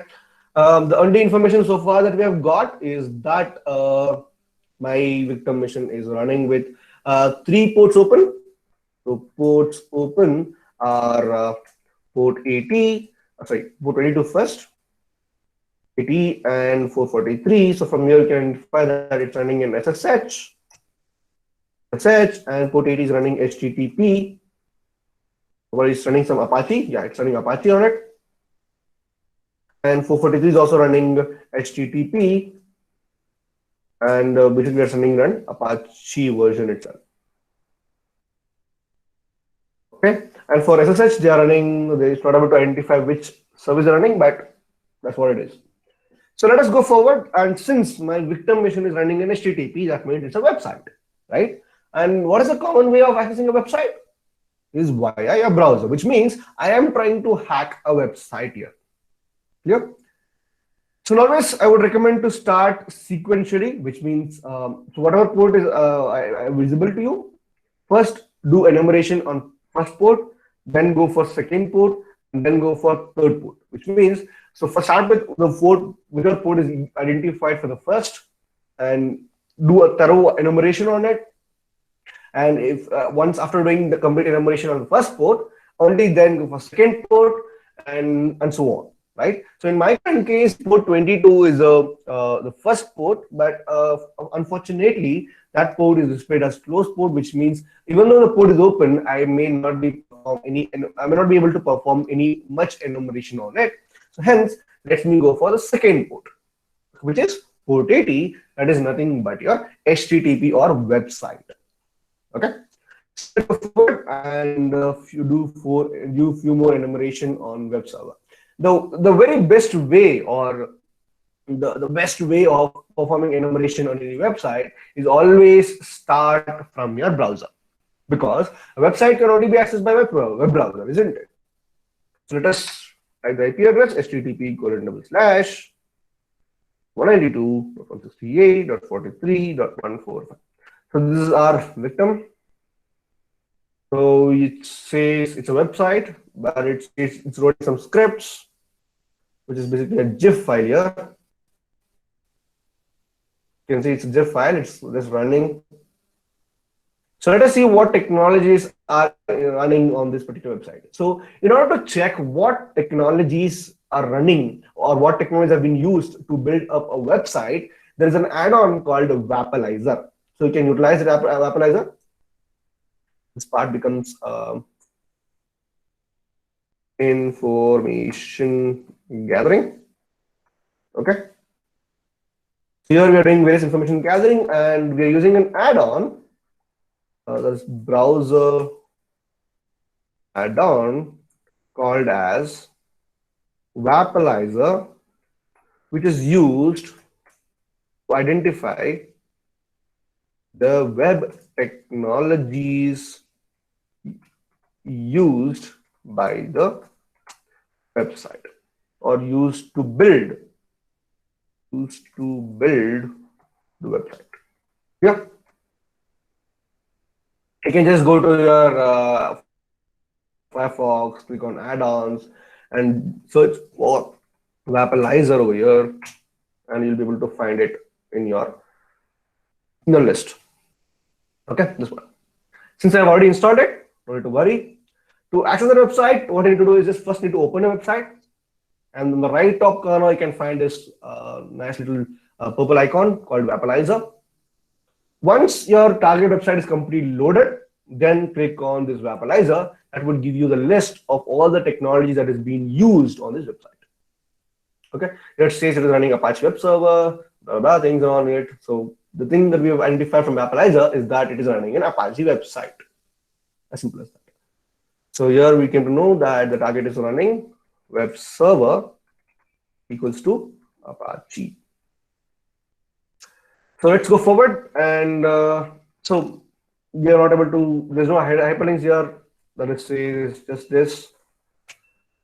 We're just running, I'm not able to run anything here. So let's see if there's any other ways of identifying information. In every website, there is a file called roberts.txt. Or before going to this, there's also a tool called Nikto in your Linux. As similar to your web vulnerability scanner, there's another tool called Nikto.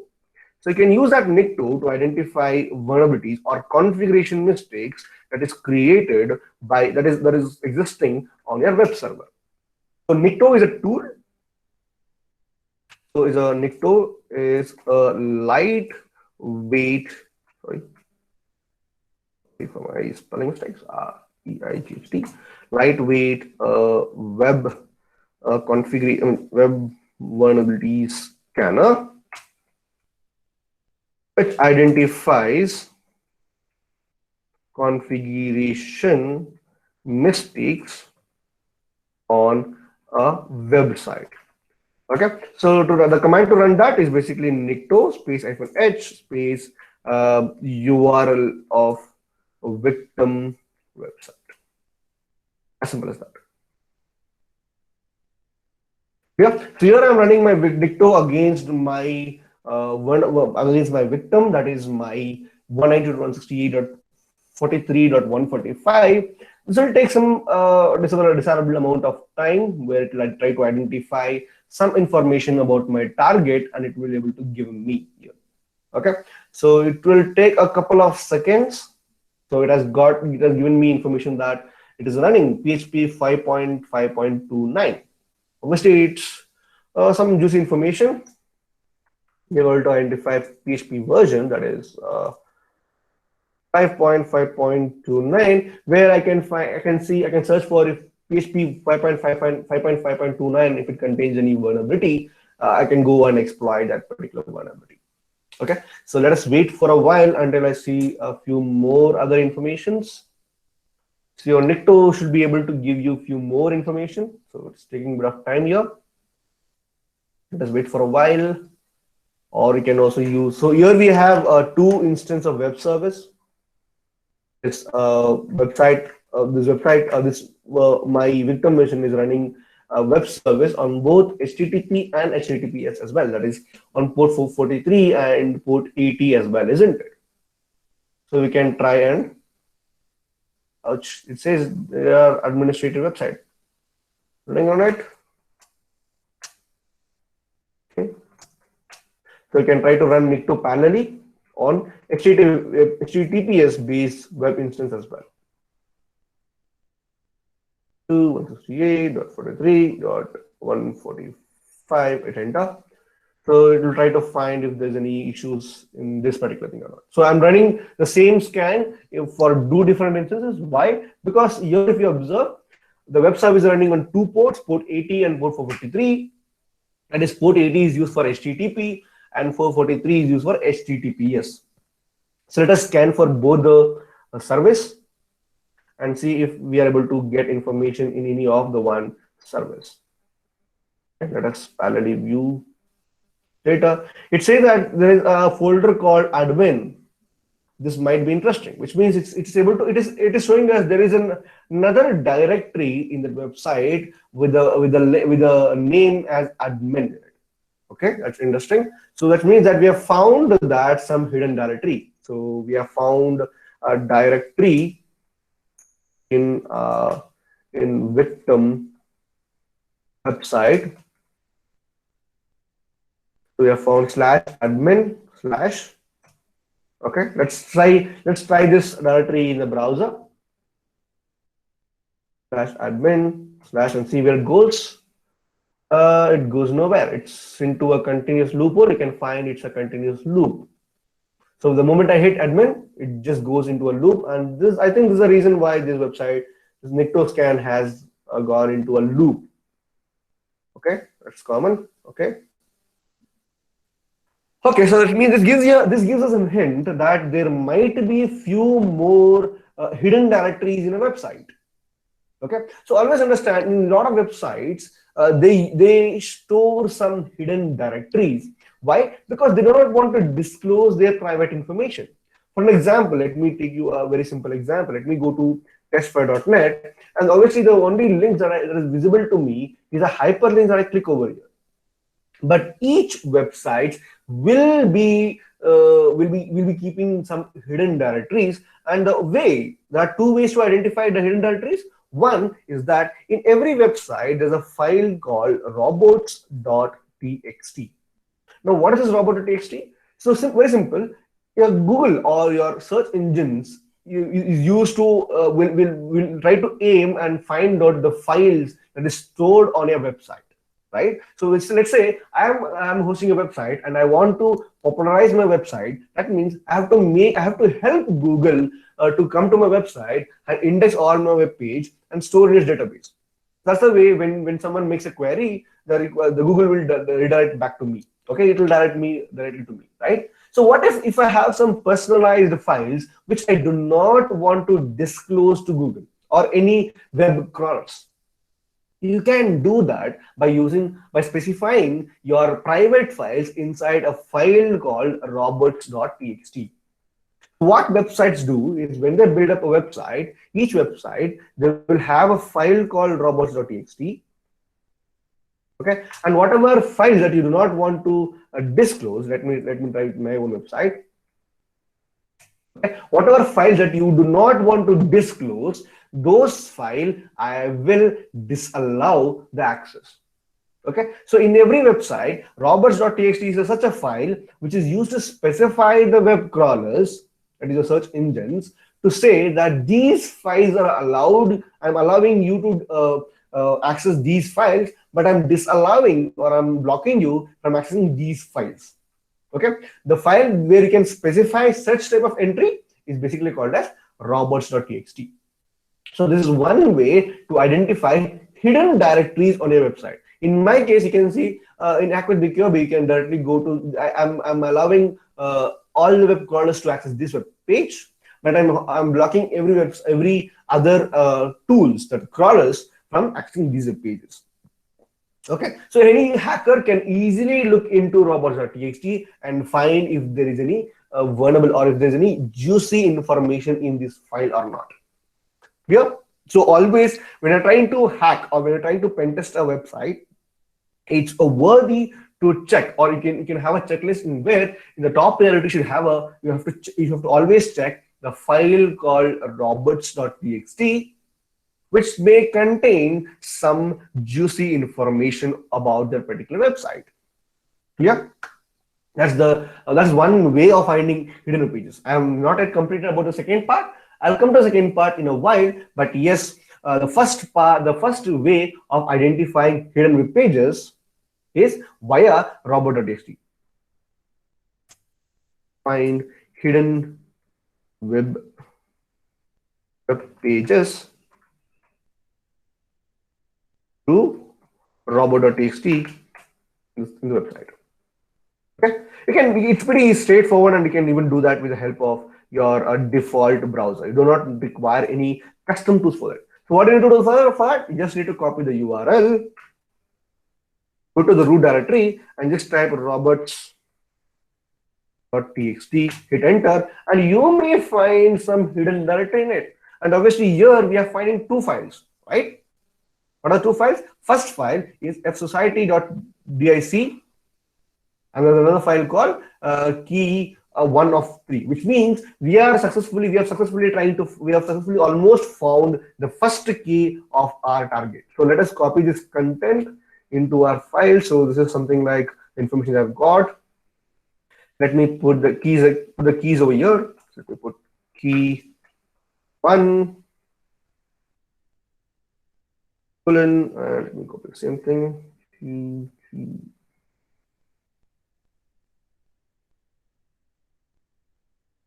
Okay, so I've almost found key 1 and key 2, and the contents of the text file, let me ship it somewhere. So the contents of robot.txt are these two. So basically this website is hiding two of the files, where one of the file is a .dic file and second file is .txt file. Let us see those files. And the way how can you access those files is very simple. All you need to do is just open that file on your browser. Let me copy that path. Let me go over here and put enter, hit enter. It is nothing but it's a text file. See, the text file. Let me see, it's a pretty old file. It's a .dic file. So meanwhile, let me open another file, which is obviously should be a key. It says key 1 of 3. And this is the key that we are actually trying to find. So in our overall hack, we have successfully found the first key, and we have two more keys to be finding. Okay, now where did we found the first key? We found the first key in one of the robot.txt entry, which is typically used to hide directories. Here. So now we are successfully able to identify the first key. I think so far it's pretty much clear. Again, guys, if you have any queries, please mention the queries in the chat box. Can we hack into onion websites using Nikto? Yes, we can pretty much scan. So basically, Nikto is not used for hacking. It is used for scanning the configuration mistake. And yes, you can scan into .onion web pages. And for that, you have to be inside a Tor network, because the only way to access onion websites is you have to be being a part of Tor network. So yes, we got so through Nikto we got a hint that we may contain hidden directories, and adding forward to that, we were able to find two entries in the robot.txt file, in where we got one of the text file. So let us see what we got. So we got a .dic file. If I try to open with notepad.txt, I can find a huge text file. See, it's a huge text file which contains a huge amount of data, like 85,000. Oh, sorry, my mistake. It's 8,58,160 entries. So such a big directory. I think it should be something similar to a word list, right? So this is nothing but, if you recall a password cracking session, this is pretty much similar to a word list, isn't it? So I think what our Mr. Robot developers have created is that they are along with giving you a text or key, the first key, they're also giving you a word list which you can use it for your future hacks. So probably we may come across password cracking in future. So hence they are giving you a custom word list which you can utilize for your hack. Yep, as simple and straightforward it is. So now let us download this on our attacker mission. That we do not want to lose it. Let me copy this URL, and just for processing purpose, let me download this on our hacker mission. Okay, so you can download files on command prompt using wget. So just need to type wget space the path of the URL. I think file is not copied in my clipboard.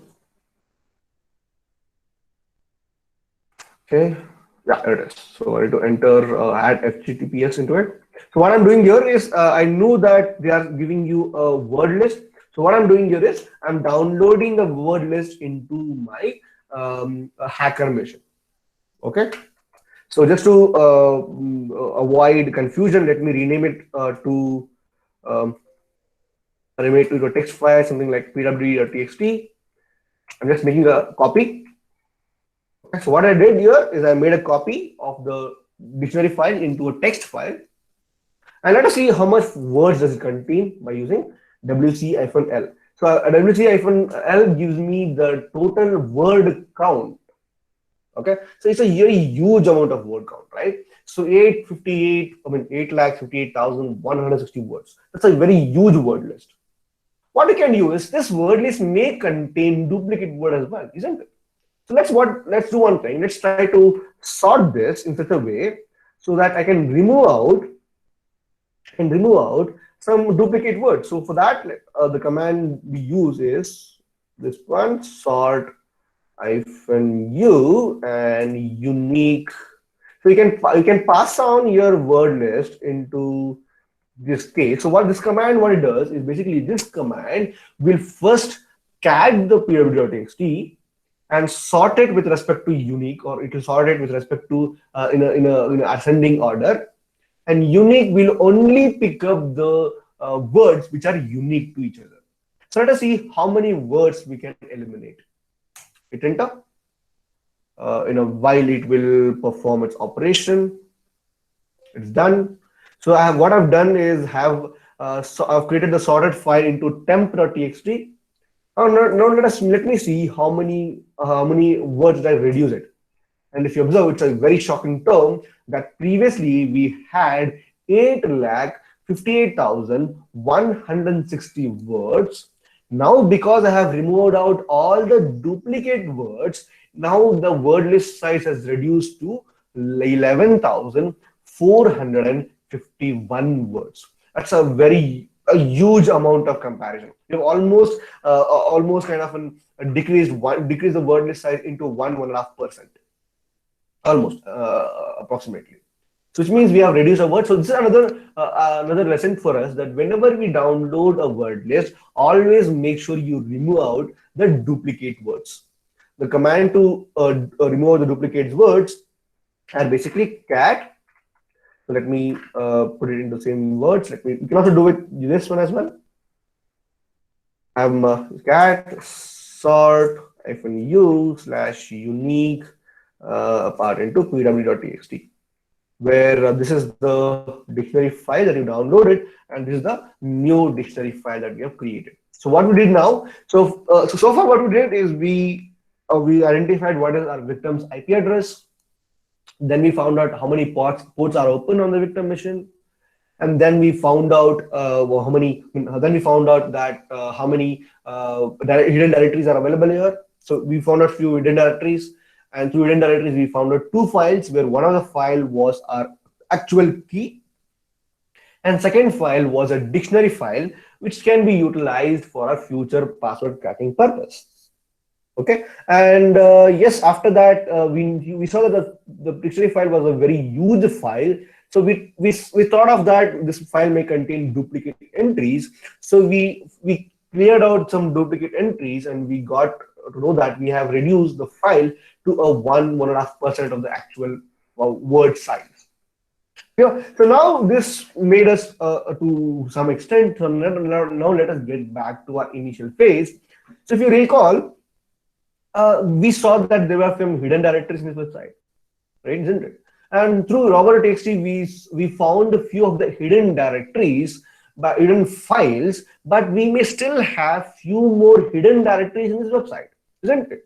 So how can you find the second step? So if you recall, I said that there will be 2 ways to identify hidden directories in websites, right? The first way is via roboto.txt that we have done. Let us go for the second way. Second way is there's a tool called Directory Buster.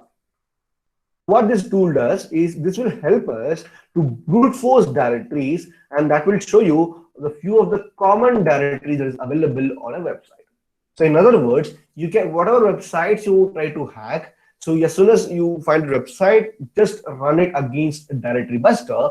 That will tell you, that will give you few of the directories, or it will give you a few folders which would be hidden on the victim machine. As simple and straightforward it is. Clear? So this tool will help us find few of the hidden directories. As simple as that. Clear? So this will take some amount of your time. So please let me know if you have any queries so far, guys, while this loading happens. Please let me know that. Another query: if it is disallowed file, how come it opened up just by typing its name? So we say that the use of robot.txt is mentioned it's okay. Utilized for such a way that we are using robot.txt to specify the crawlers. Dr. Nirbhay, you please mute, sir. Okay. Sorry. Yes, okay, thank you for that. So yes, what happens in websites is that in internet, you have crawlers. So crawlers are nothing but there are a number of search engine websites which will run some sort of a script to copy the index and copy the web pages of all the websites that are available on internet, right? When you want to keep your private files not to be disclosed for such websites, you can tell the crawler that whenever you come to my web page, read this file, and whatever is allowed in this file, you crawl that. Whatever is disallowed in this file, you do not crawl that. It is as similar to sticking up no admission or no. So you have seen that in certain organization or a certain institution, or even normally in hotels as well. There might be some door post which says that no entry or no entry without permission. Those kind of the entry, right? So robot.txt specifies this entry. So it's not like robot.txt file is not allowed. Okay, the file is allowed, so people can see it. People can even try to access the file which is mentioned in robot.txt. What we are using that for purpose is basically you're telling the crawlers, which is used by your search engines, that whatever is mentioned in the robot.txt, do not index that file in your search engine. So you are blocking the search engine. You are blocking the search engine to see your private files. That is the intention of robot.txt. Okay. So I hope that's pretty much clear. So a lot of websites will block this private files via robot.txt. But again, this is a very like a kind of a simple kind of an accessibility method. If you want to really block your private files in any website, you have to use access control, which means there should be some logic in your web page or in your application that will sense whether this file is accessible to a person or not, which is actually done by most of your websites. Like you might have seen websites, only certain links are only accessible to you only if you log in as a specific user, isn't it? Those are the rightful way to block access. These are just a dummy way of blocking access. Yeah, so hope that was pretty much clear. And if you've seen, if you come back here, there are huge amount of directory lists, right? So there are lots of hidden directories. There's something called audio, blog, CSS, feed, image, images, index.php, something called intro, something called page one. There's lots of hidden directories. So let us see let us go through these hidden directories and see if we can find some fruitful information on it. And as I suggest every time, always go sequential. We have already found admin directory. So it's basically redirecting you to the infinite loop. So no worth of going there.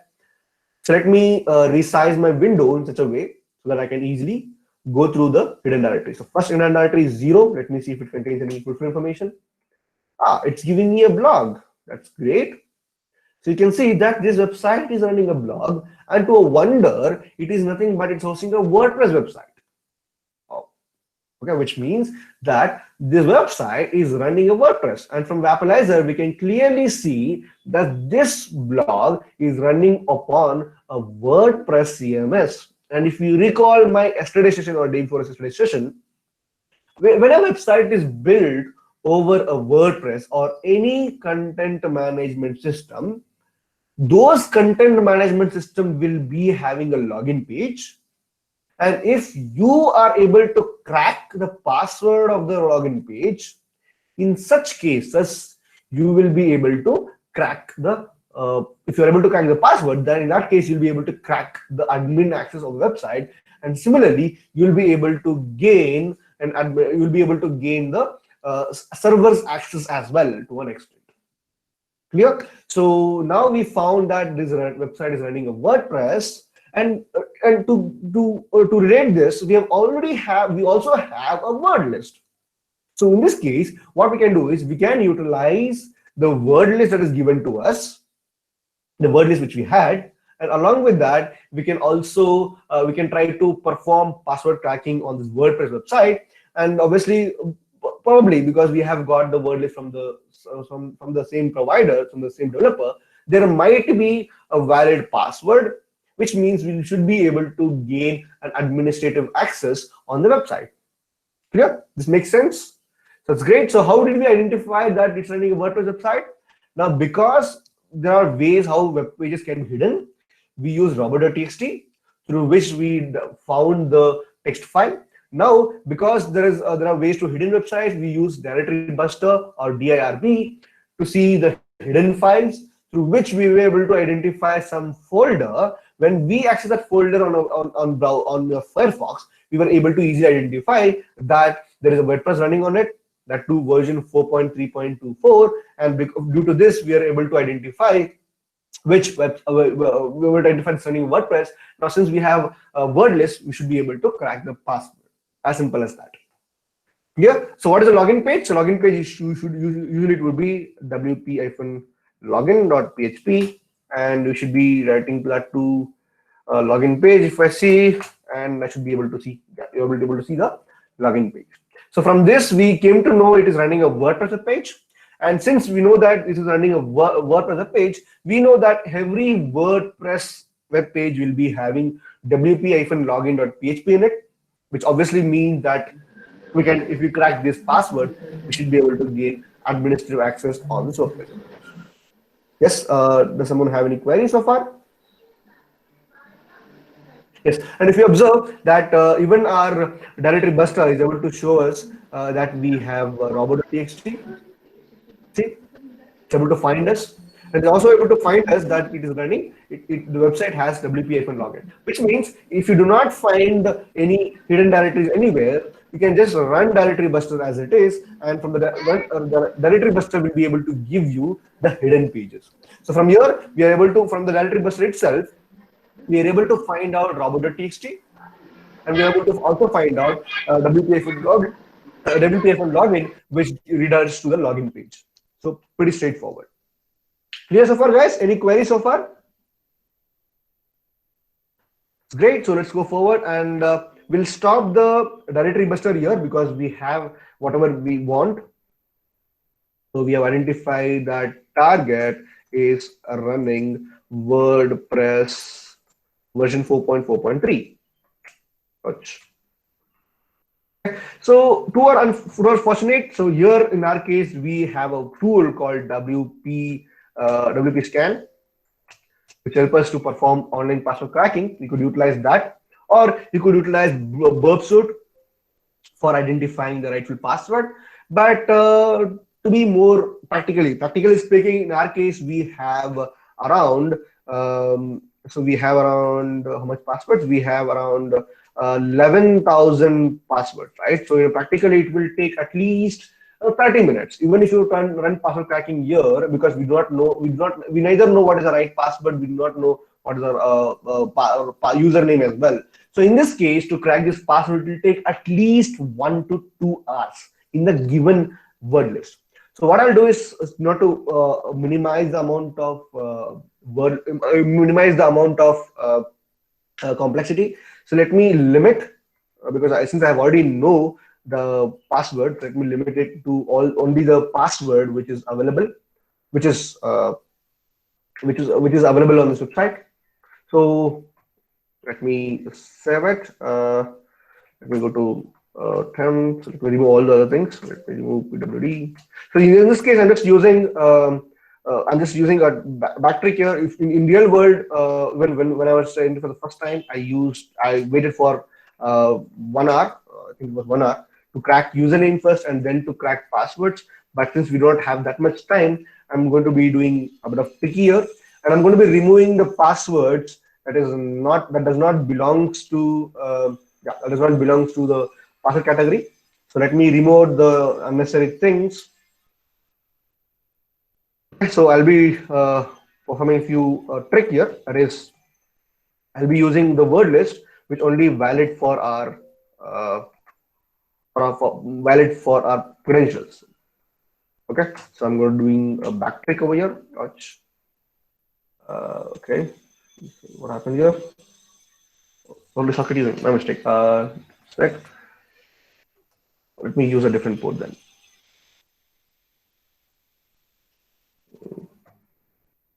Okay, so let me download that PWD file and remove out the unnecessary things.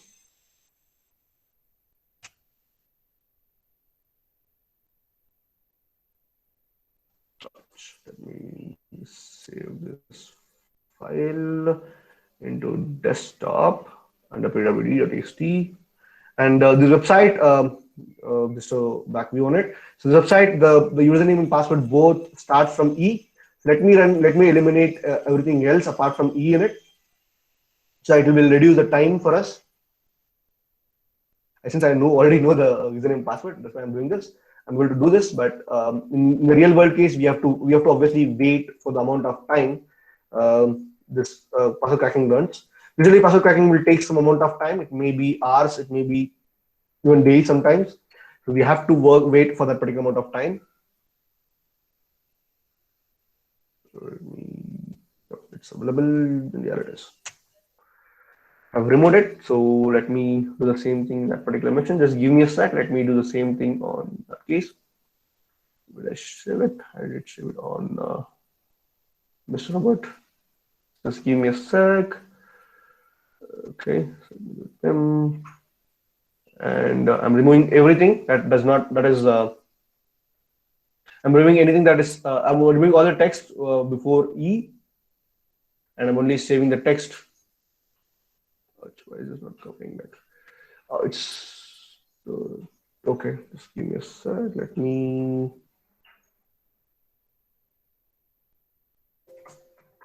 Few permission issues. Let me assign permissions.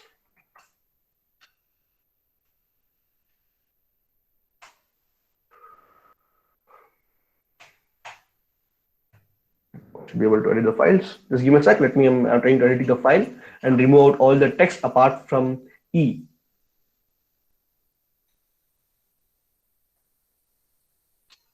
do this.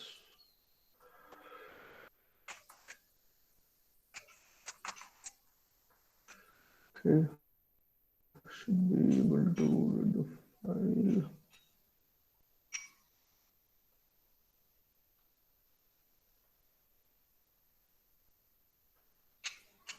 Just give me a sec.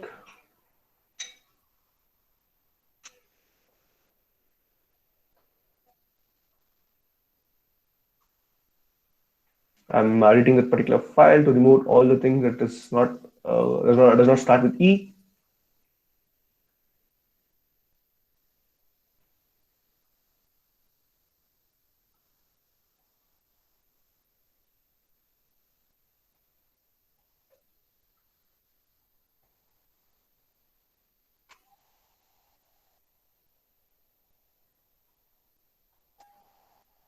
And I'm almost done it.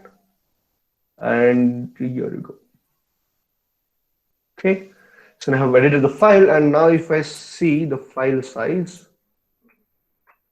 if I do wc-l for pwd, it is 417 words. As simple as that, right? So that's great. So what you can do is, we can obviously utilize the username and password with our burp suite concept. I can use burp suite community edition. For this easy case, let me use the professional edition, which I use personally. So I'm utilizing the professional edition since I own professional edition. But in the community edition, you should be able to do this, but it will take a huge amount of time. That's the reason I'm using the professional edition here. So let me create a temporary project, and let me configure my browser to my system. And so I've made few settings here professionally so that it will automatically do all testing for me. Okay, perfect. So my requests are I've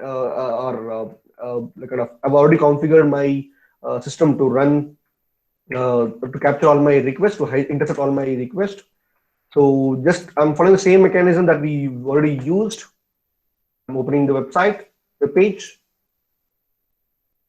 Okay, I think it's 194. Sorry, it's 145. My mistake. Okay, see, the page available here. As usual, give a dummy data to the username.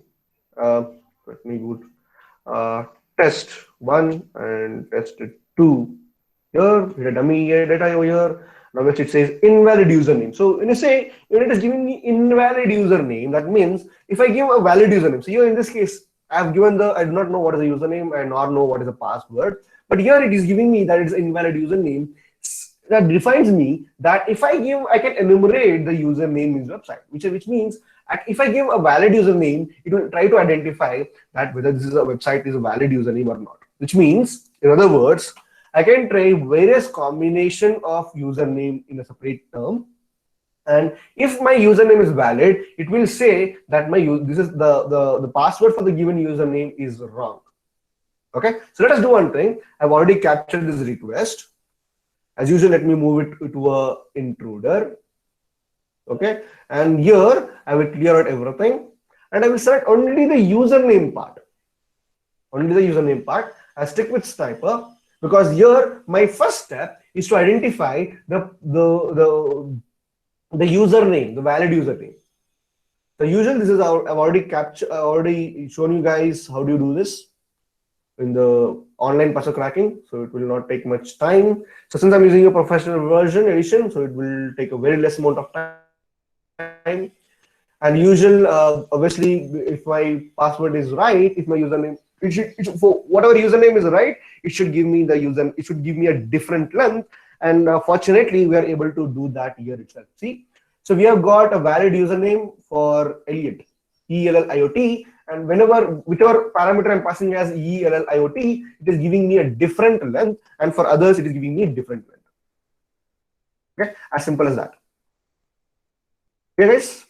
So now we have a valid username, which means if I try Elliot in the username part, what do I get? ELLIOT, and do something for password. It gives me the password entered for the username Elliot is incorrect. indirectly what it does is it says that the given username is correct, but the password is not correct, right? So this way we can easily identify which is a valid username.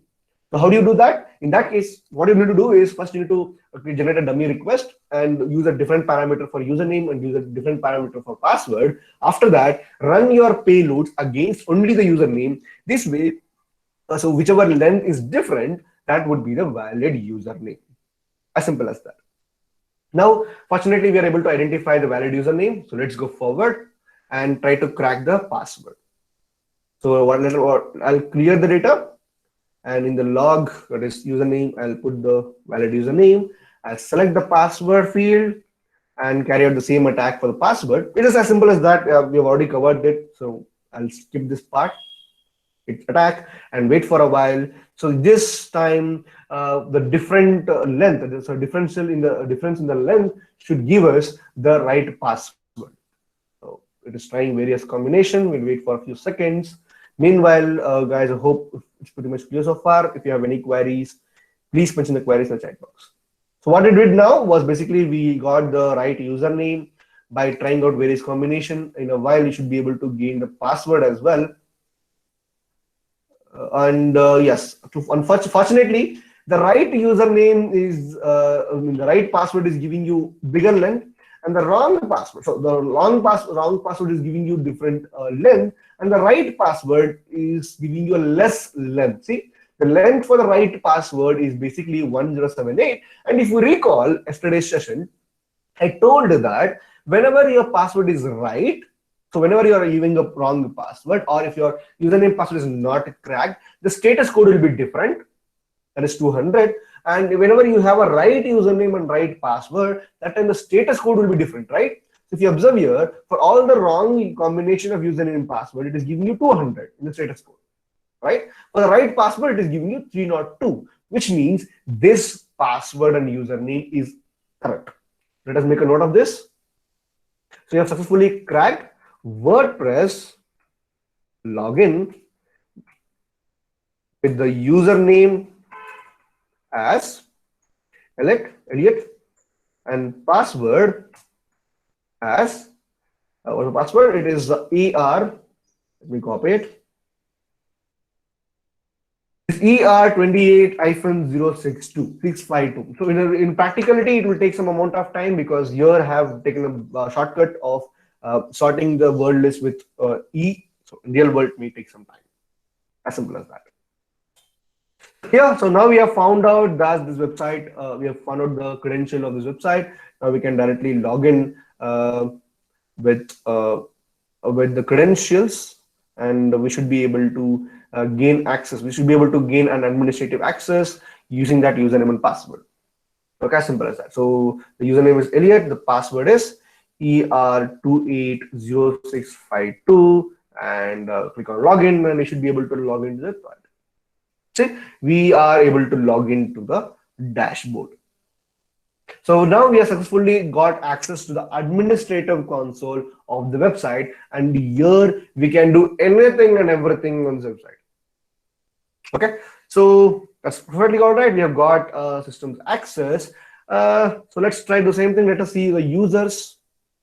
If there are any more users, there's no extra thing information available over here. So our next intention is to gain access, isn't it? Now our intention is to find out the system's access. But what are the different ways of finding access? So now, since we have administrative access on the on our WordPress, which means we can upload any PHP file, right? So if you recall yesterday's session, if you really recall yesterday's session, by using upload functionality, we were able to gain the server's access, isn't it? If you recall. Right, we were able to get administrative access. I mean, we were able to get a command line access by uploading our PHP file, isn't it? So we can use a similar fashion over here. We can upload our own PHP file, and we can try to gain access. So let us start and do that. Okay. So for that, I'm using Metasploit here. So what I'll do is I'll create a malicious PHP file using Metasploit, or you can also use manually, but just for sake, let me try to create it online, or you can also use the default script, or you can also use Metasploit. The manual we have seen yesterday. So let me try to do a Metasploit for that purpose. So what I can do is I'll do one thing. So since we have a WordPress access and we can upload our files using media option here. See, I can upload any files over here. There are a lot of images. I can also try to upload an image over here, or you can create a malicious web page somewhere as well. Okay, by clicking on add new and clicking the PHP file, I can upload a PHP file. Okay, that also I can do, or you can copy the PHP file and paste it here. That also can be done over here. Okay, so let me do one thing. Let me create a malicious PHP file to gain like server access through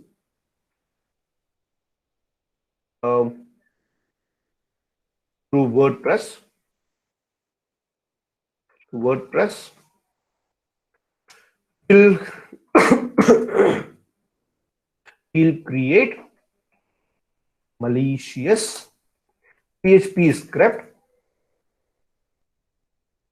and upload it to WordPress and start listener on attacker mission to gain systems access. Again, as I said, we can do it manually as well. I've showed you how to do that manually yesterday. So here today we can use it via WordPress. So to generate a malicious script, we can use MSF Venom. So this is the payload that we typically use for creating a malicious script via malicious TCP script via Metasploit. Here we have to put attacker mission's IP address. Other commands will be available over here, so no need to worry. Let me put, let's say, -RO, and then put it as, let's say, Mr. Robert.php. Here I'm creating a malicious script. Let me give you the command as well. So this malicious script will create a malicious PHP script with the name Mr. Robert, which will have a code of connecting to the victim. So when we run this code on the victim WordPress browser, we should be able to gain access on the attacker machine. As simple as that. So what it'll do is, it is a malicious script, something like a malware. When we run this malware on the victim server, the victim server will execute and show and send the command access to the attacker. As simple as that. Yeah. Now the file is ready.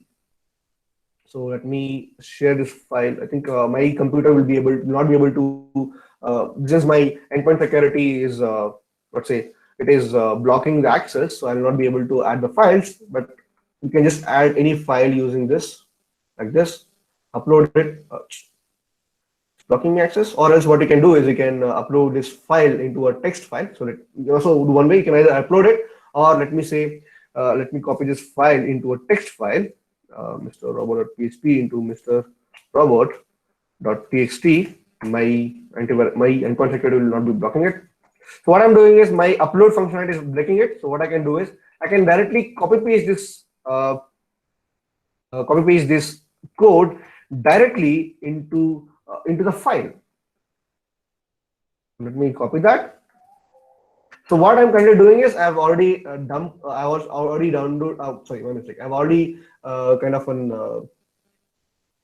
created a malicious script. So this time what I'm doing is I'm downloading this script to my machine. Okay, what I'll do is, this code is a malicious code. So I'll directly insert this code into the server. So since I'm administrator, I have complete access to create whatever code I want. And because WordPress is a content management system, I should be able to upload and download code, or insert or remove the code on my behalf. So what I'm doing here is basically, I'm going to add this code into some of the web page. Let's say I'm going into appearance. Under appearance, I'm going to, let's say, I'm going to customize, where I'm asking a web page to be customized. So let me customize a 404 page. So what I'm doing here is I have a malicious code. Okay, I'm creating a malicious code and then I'm inserting the malicious code onto customized 404 error page, and by calling 404 error page, I can execute the malicious code. So by executing malicious code, by executing the malicious code, I can get the victim's server access on the attacker mission. Yeah. So hope so far it's pretty much clear.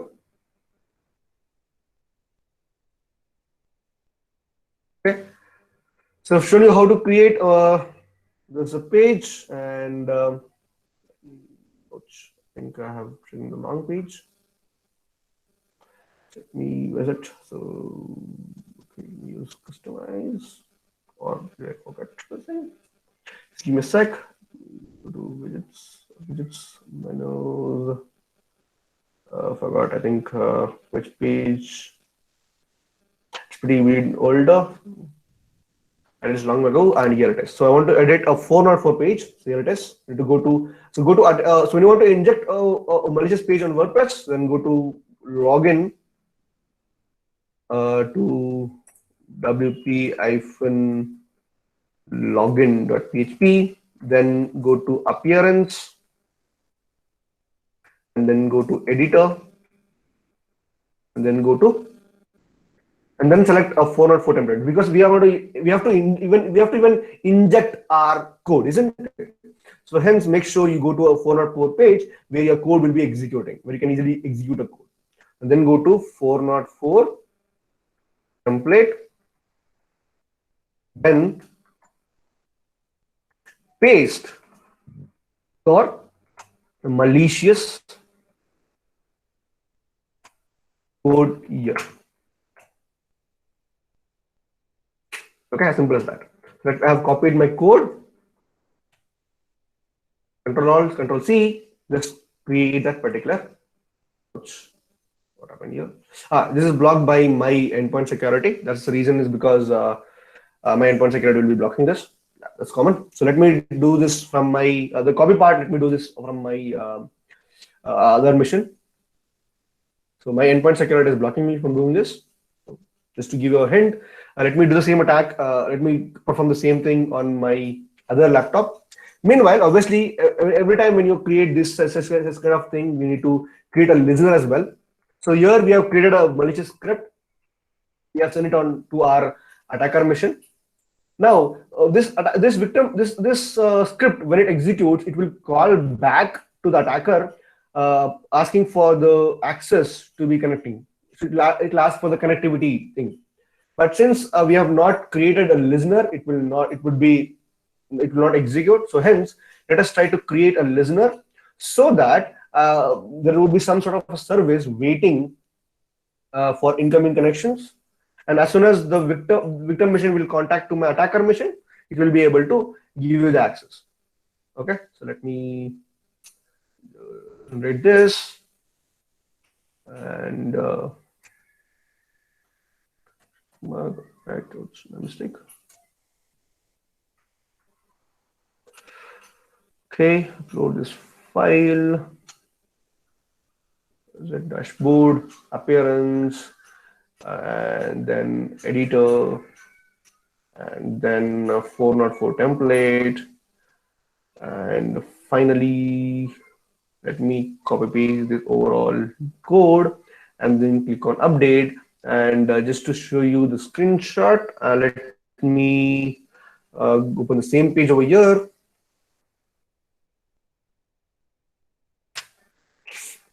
See, the newly edited file is available here. See, we have successfully edited this file. Yeah, it was our actual file, isn't it? So since we have edited the file, let us go back and create a listener. Obviously, that means we have to start a PostgreSQL database. So obviously I'll be giving you the commands.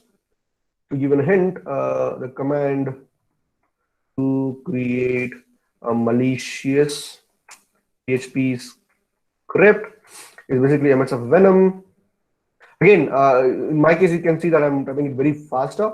It comes up with continuous practice. If you keep on working on this kind of scripts, you will obviously it will get into your mind, and you'll be able to. This command will be very fastly be available to you in your fingertips. Okay. So -f would be the raw format, and -o we can put any file name of malicious script, but make sure that the file is always with a PHP extension. As simple as that.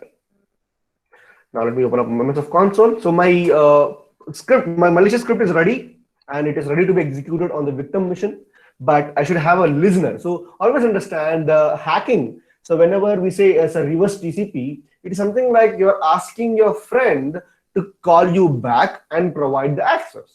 But if you say, if you're asking a friend to call you back, and if your phone is busy, and if you're already in someone else's connection, or if your phone number is not set, not available to someone, then obviously the attack will not work, isn't it? So this command which I'm trying is basically a command or the script where I can create a listener. What will happen is it will wait for incoming connections, and it will keep ready. It will make my machine ready for any incoming shell. Okay. So obviously I'll give you the commands here. No need to worry. All basic commands you've already seen. So I'm going to be creating a generic kind of a exploit here. Obviously, here we're not going to work on exploit basis. We are going to create a generic listener, and this way we're going to be creating a way where we can create our own generic shell.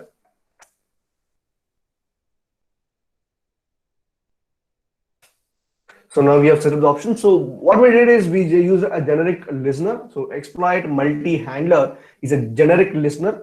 So here we are not exploiting machine based on vulnerability.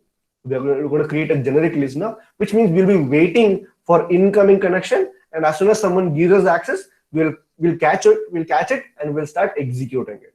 Okay. In such cases, we only need to define the payload. You only need to define the payload, and we need to define the details of the payload. It means whatever type we have created the payload, right? So we created a payload for PHP Metapreter reverse TCP. So we have to create such type of payload and give whatever the L host and L port that we have given. That is, whatever L port that we gave, whatever L host that we gave, we have to give that particular number, details, hit on exploit. This will start a listener. Okay. In a while, I'll also be giving you commands through which we actually did the listener. Okay. No need to worry. In a while, we'll be able to. I'll also be giving you all these commands. But what we just did is first we created a malicious script using this command. Okay. And then we need to start a listener based on our payload. Okay. And I'll type the command up in a few minutes. But here we have successfully created a listener and we have uploaded the malicious file. Now it's our job to execute our payload, isn't it? The only way to execute a payload is we have to initiate this 404 error. And when do we get this 404 error? When you open up a web page that do not exist in your website, that is the time when you get this 404 error. So I'll just try to open up any web page that does not exist in my server. As simple as that. So I'm going to execute that web page which does not exist. You can see it is keep on loading. If you go back to Metasploit, you'll be able to find that there is Metapreter session 1 open. Why? Because this script will be keep on running. Why? Because this script is running a malicious code on the server. Whose server? On the website. So when the malicious script executes on the server, we will be able to get the access. Okay, got it? Any queries so far, guys? Because now we have access on the victim server. How can I identify that? Just use ifconfig. It gives you, okay, the server does not have ifconfig. Let me use shell. Shell is a command line access which gives you command prompt. So in Metapreter, there's a command called shell which gives you that local system's command access. So in this case, if I use shell, I will be able to get the command access on that particular mission. So here, if you can observe, it says 190.168.43.145, and if I use pwd, it gives me the location on which mission, the folder of that particular server. So this confirms that we are inside our victim mission, which means we have already got access of our victim mission. Clear? Any queries so far, guys? So now we have a limited access on our victim mission. Clear? Any queries, guys, so far? So I'll recall once again. First, we went into the victim mission. We got the IP address. Then we did port scanning. After doing port scanning, we came to know that there were few ports open. Majorly, there were HTTP service open. That means our victim mission is a website. Once we got that our victim mission is a website, then we try to open up the website and see what are the links available. Through Nikto, we got an information saying that there might be hidden directories on this website. So we tried robot.txt and we tried directory buster or dirb to look out. We tried to find out few of the hidden directories. From there, we came to know that this website is running a WordPress. And from robot.txt, we came to know the first key, and we also came to know that it is running we came to know the word list. And from using that word list, we were able to crack the username and password of WordPress. And since we were an administrator, we created a malicious script using Metasploit, and by running the malicious script on the WordPress and by running a listener, we got a low privileged command line access on our victim mission. As simple and as straightforward it is. Yeah. So now we got a systems access. Now let us see what can be done over here. Okay. So let us see if we find any information over here. So this does not give me information. Let us see. Okay. So you will never give this name of file. So there's some fishy item over here. Let's see if there's a file. Oh, there's no containers file. So we are currently in some location of a system. Let us go and see what are all the available users in this mission. By using /etc/password file, we can able to see how many users are existing. And from the users, we can find that there's a user called Robert over here. There are a number of users, but always try to understand that in Unix or Windows, the username that starts above 1000 are the actual users.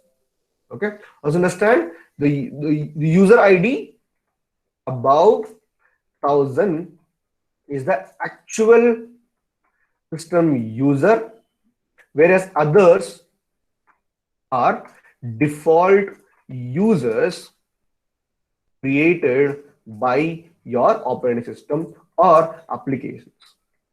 Which means the only users in this particular system are MySQL and Robot. So let us go to the home directory and see if we can find any fruitful information in those locations. See, in here, so obviously understand in Windows, the user directory of Windows are placed in user directories in Windows are C:/users, isn't it? Whereas user directories in Linux or any Unix-based machines would start from /home/ and so on. So from this user directory, we are able to find this one user called Robert. Let us see what is the content of this folder. So it contains two files. So obviously here we have the second key. So if you observe, there is a second key over here. But this file can only be accessed. Let me try to catch this file. This file will not be accessible to me because I do not have permission. See, it is permission denied. But there's another file called as password.raw-md5. So let's see, do we have access to this file? And yes, we do have access to this file. And if you observe, this file has a combination of Robert, that is a username, and some hash, isn't it? And from the file name, we can conclude that this file is, this hash might be MD5 hash, which means we have got the password hash of the username Robert. What can we do next? We'll just click on copy. And okay, Control-C copy. And let us go to the online website. Let me crack the password. A very good website which can crack your password is crackstation.net, because it can crack hashes of various algorithms. You don't need to worry about word list. Obviously, you can work on John or any other website, but just for an easy ace, you can also crack it on online. I'm just using this website. So any default password or any easy passwords can easily be cracked using this website. What I did, I'm just pasting the hash. You can crack hashes. This should be able to crack your password, and unfortunately, yes, we have got the password hash. The password, the plain text password, is nothing but the characters in list of A, B, C, D, E, F, G, H, I, J, K, L, M, N, O, P, Q, R, S, T, A to Z.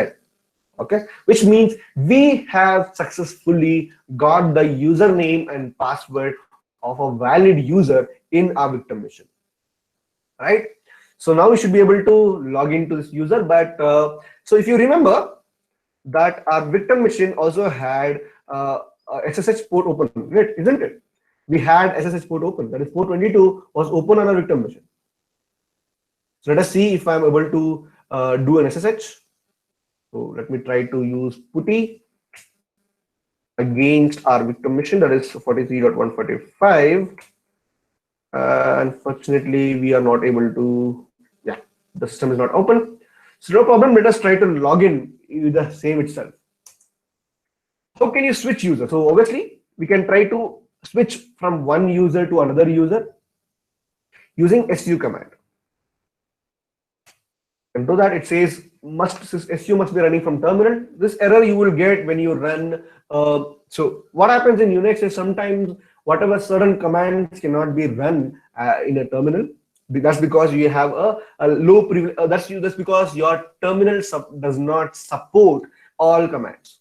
So how do you bypass that? So to bypass that, you can use customize. I mean, you can use a few shell scripts. You can use that with the help of. So I'm just giving you one such type of shells. The TTY shell. Okay, spawning TTY shell. Yeah, there it is. You can use this terminal. So when you get this kind of an error saying that system must be running terminal or your terminal does not support these commands, in such cases, try running the command that is available on this particular URL. Okay. So this technique of escalating the power of your shell or your terminal is basically called as shell spawning. Okay. By this way, you can have a stable shell. So whatever shell we have or whatever access we have, it is called as unstable shell. That's because you cannot run all your commands. So in order to convert your unstable shell into a stable shell, you can use any of this script. I'm just copying this, pasting it here, on enter. You can see the difference between the previous shell and current shell. Now I can run a couple of commands here. And now if I try to switch my access as switch user Robert, now it's asking me the password. Now if I can try A, B, C, D, E, F, G, N, O, P, Q, R, S, T, U, V, W, X, Y, Z. Okay, so I'm able to log into this machine as a Robert user. Okay, so what we did here is because our terminal was an unstable shell, we use a command which we can convert our access into a stable shell. Okay, let me also give you the command list. This is a command list which is used command to get stable shell through Python. Okay, simple. Now we got a stable shell, and now we were able to gain access as the Robert user. And now let us see if I can get the password hash, second key value, and voila, we are able to get the key, the second key of a system, right? We're able to gain the second key, and we do have access to the second key. So now we have the second key. Now our aim will be gaining the third key. So let me come back here. And to gain the third key, you have to again obviously have a stable shell. Unfortunately, in my case, the sharing shell went out due to some of my mistake. Let me go back again and back the shell.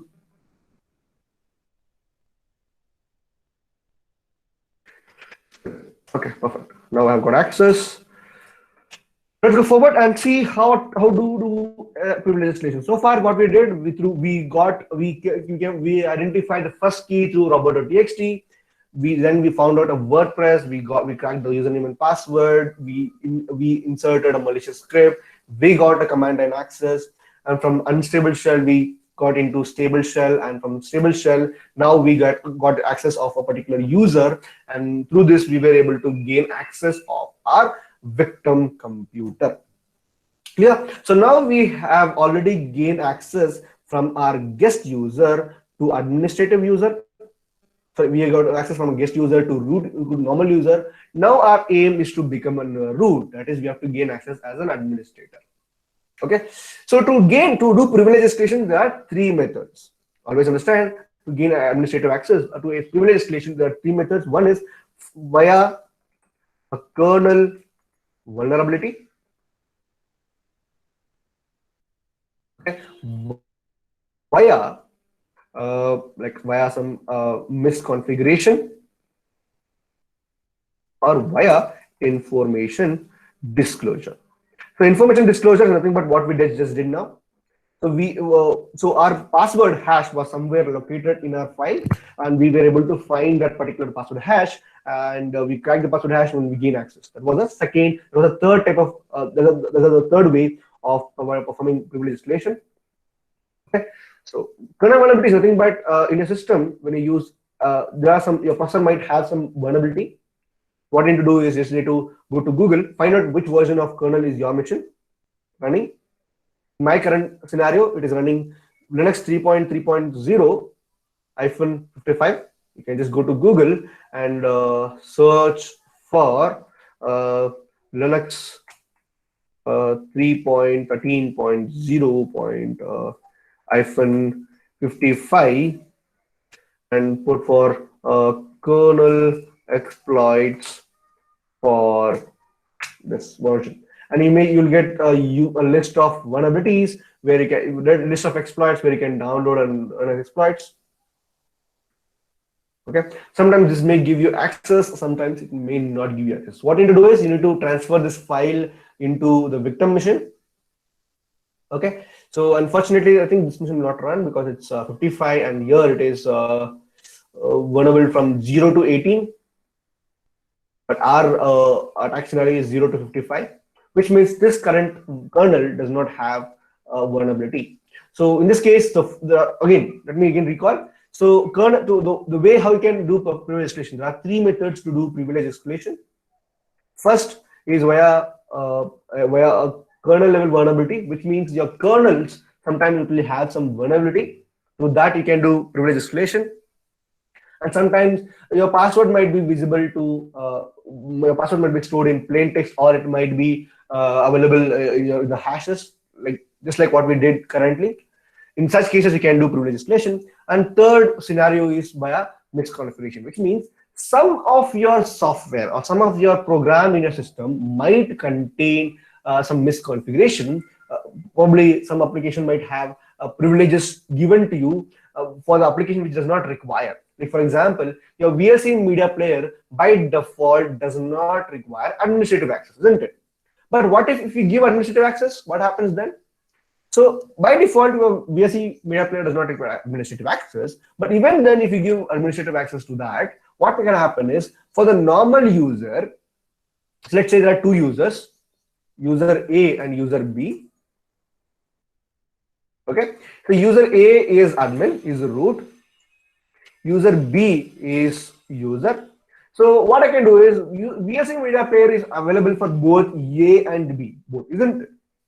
but user is A and he can run administrative access. So what, by giving VLC, by giving administrative access to VLC media player, what can happen is that user B who have access to VLC media player can utilize VLC media player to escalate his privileges. Why? Because now B has access to VLC media player, isn't it? Which means the VLC media player, which has administrative access, will allow B to run commands using the access level of VLC media player to gain administrative access. Which means, in a simple words, application which has access to administrative access will serve as a medium through which I can inject my commands, or I can inject my code using a third-party application to run as administrator.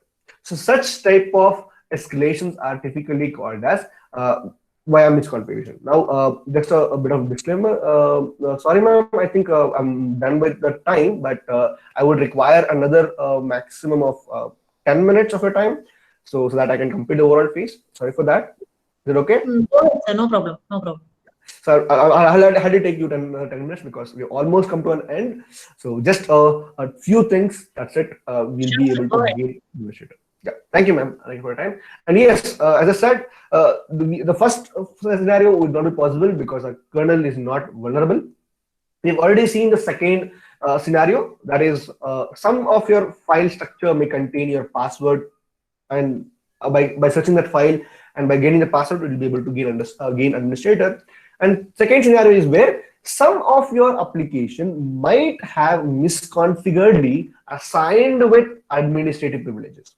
So what you need to do is you need to find the applications which you have access to, and that application will also have access to run certain functionality as root or as administrator. So what the context here is, the system administrators, due to some misunderstanding or due to some mistakes or knowingly or unknowingly, might have assigned executable permissions of certain applications to run as a root, to run as there's something called set UID or SUID. By enabling that SUID parameter in your Linux applications, you are assigning, or the system administrator is assigning, the application to run as administrator. So in that case, if you are able to find those such kind of application, you can run commands as root. And the command to find out such kind of applications. Okay, let me just use set export. No mistake, just a sec. Export. So what I'm doing is here is currently to clean out my terminal. And, yeah, there it is. Perfect. So now I'm going to give you a command through which I can find out the permissions, the applications which has permissions of to run applications with the administrative privileges or root permissions. Okay. So this is a command which is used to identify the applications which has permissions to run as administrator. So it will take some amount of time, need for a while. So let me make down this entry of this particular command. Command used to find the application or script which has set bit, or it's called set bit or SUID enabled. Now, what is SUID? SUID is a feature of permission you assign to a script to run as root or administrator. As simple as that. This will take some amount of time and it should be visible to us. Sure. Okay, so this was not able to find. Let me work with a different word. Spam -perm via. So this is mentioning the same command via numericals.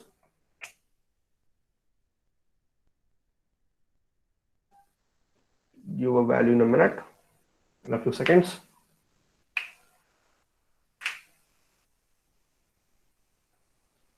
It gives various things along with errors. But there are so many applications which have this issue, this permissions. But unfortunately, it should give me only a few things. Just give me a second to modify the command. What did I type? Find and perm where sec set UID pet using find command. So I might have made a typo in my command. So let me use that.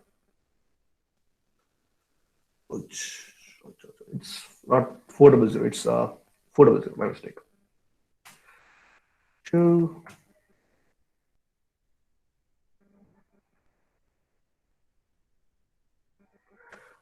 Dev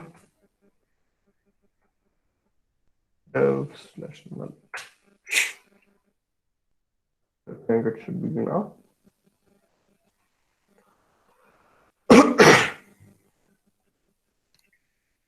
Awkward.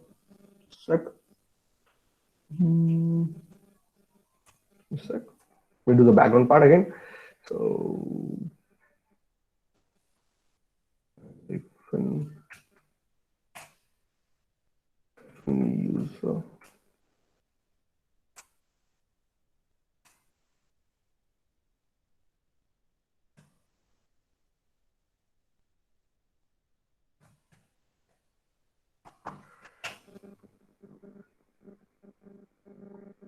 so the script is working. Let's see if I have made any.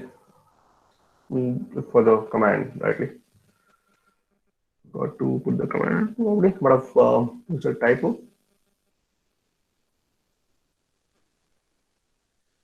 Slash.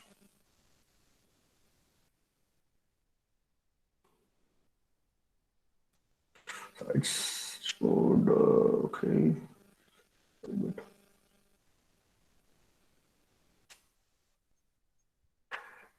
Find set UID using find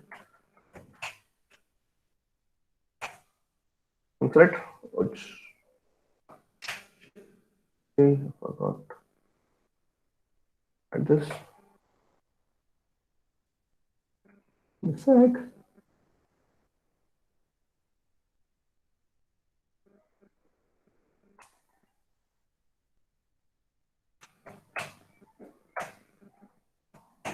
The script is still loading. Let's give a sec, let it load.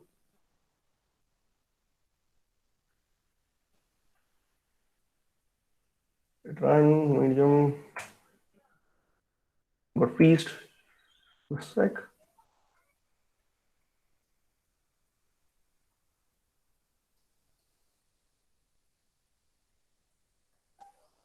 This machine is terminating a bit.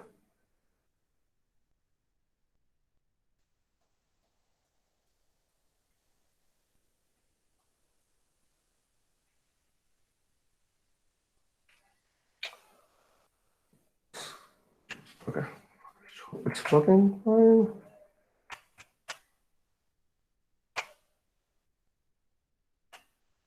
This taking execution is taking a bit of time. Let's wait for a while.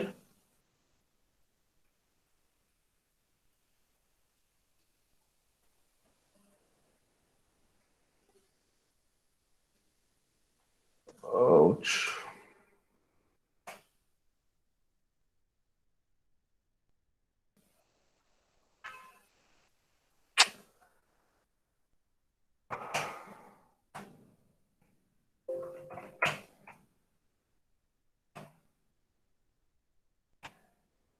Run this part again. Get session. And here it is. Yes, we have got the access. Let me spawn this shell. Sec.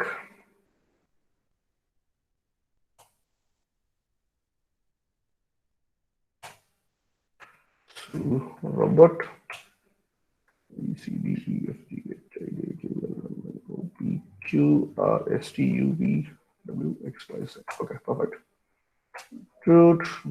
Be able to let me change my password, but I do not want to type again.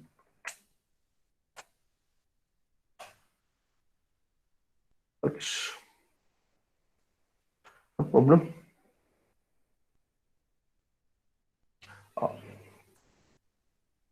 Find slash perm hyphen, sorry, for my mistake, hyphen u equal to yes, and dev slash null. It should, here it is. So my mistake, the command was slightly typo. Let me use that here. So command would be like find slash hyphen perm hyphen u equal to yes. That's where I made a mistake. So see that just a single hyphen would give you that much huge error. Okay. Here, these are the few applications which are allowed for me, which allows me to run specific tasks as administrator. So these bits or these many applications are allowed for both me and the root missions to run as root. So even though there are so many applications, but these applications are allowed to change password or switch myself into a root, or these only have limited functionalities. We should always, so we use this, even though this command give me all the list of application, all list of application cannot do a specific task, but the only application which looks fishy is a normal user application which has permission to run as administrator. So when you look for such kind of application, always look for applications which is used by a generic user but have assigned permissions. Okay, this ping mount ping 6 switch user password, new group, change sh or change function, group password, sudo, key sign, all these applications are used to run a specific task like changing your password or making changes to your user. Okay, so these applications are generic applications which is used to make changes to your own user directory. Okay, but there's something called nmap, and if you recall, nmap is a port scanner tool, isn't it? Okay, so here if you observe, this nmap has permissions to run something as root, even though this application is assigned, this application is owned by root, and now I have access to run an application of nmap. So always remember, if you are able to run nmap, that means through nmap you can execute root commands. Why? So that nmap is an application which requires you to be a root, because it will be crafting packets, it will be listening your packets, it will be listening for interfaces to listen your packets. Hence, nmap can only be accessed if you are a root user. So hence, since I have access to nmap to run as root, so let me utilize nmap to escalate my privileges. How can I do that? Very simple. Use nmap and see what version it is running. So basically, nmap is running version 3.8.1. So what you need to do is just go to Google and type nmap 3.8.1. You can easily see it says privilege escalation. And there'll be a lot of blogs or application that says how can you utilize this for a privilege escalation, or you could also use nmap exploit. There'll be a huge amount of articles that explains you how you can utilize this. So here in this very simple. You just need to use nmap in an interactive mode, and that's it. So if you use nmap in interactive mode, that will allow you to run nmap to run any command in nmap. So which means what you need to do is just type nmap and type --interactive.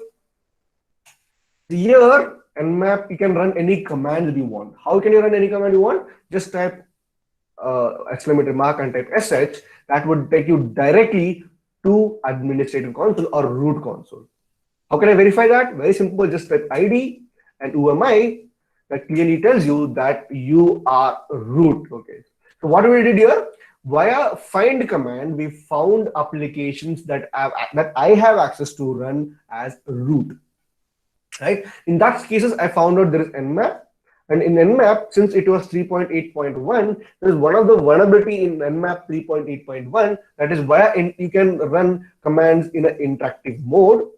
And since nmap had permissions to run as a root by using interactive command, by using exclamation mark sh, I was able to run commands as root. And since I have permissions to run as root, I can do anything and everything now. I can go to root directory and see what the files are. And from here, obviously, you can be able to see that I'm able to find out the third key as well. Yeah, as simple as that. So by this way, we were able to find out all the 3 keys as as a part of our treasure hunt. Yeah. So what we did, we just did nmap -interactive and .sh that typically gave us access to run as the root. Why it gave us access as root? Because nmap had set bit enabled, which means the administrator has misconfigured the nmap to run tasks as root, and the nmap also had privileges for the robot user to run as well.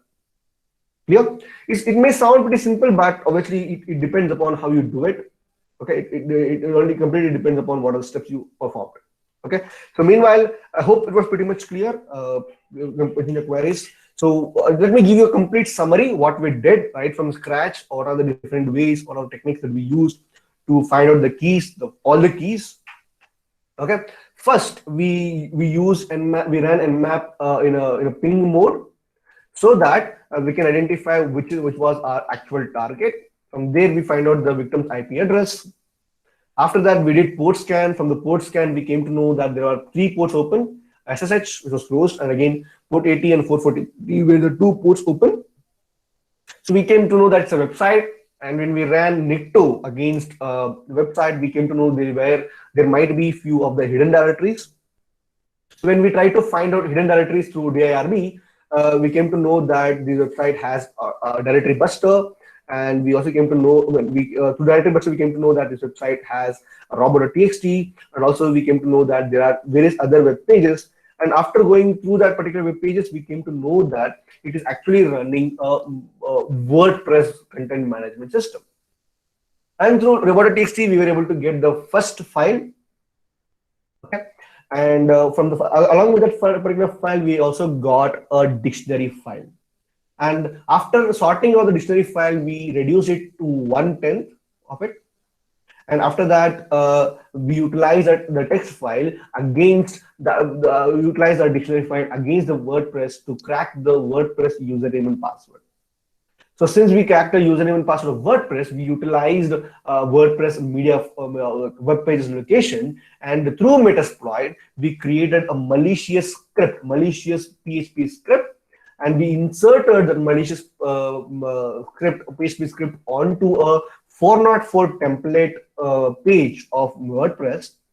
And after that, parallelly, we created a listener using our Metasploit. Okay, so I'll be typing that command in a few minutes. And after that, we after creating a listener, we ran some unknown file. So literally, once you create a once you create a particular 404 template, you have to open up any page. Just open up some blank page. This complete location should be some gibberish. Okay, now anything that will work fine. Okay, so as soon as you do that, and obviously it should be parallelly, you should be running your listener. Okay, so once you do that, automatically your the system's access will be available to you. But make sure while creating a malicious script, your IP address is really specified. The attacker machine IP address is specified.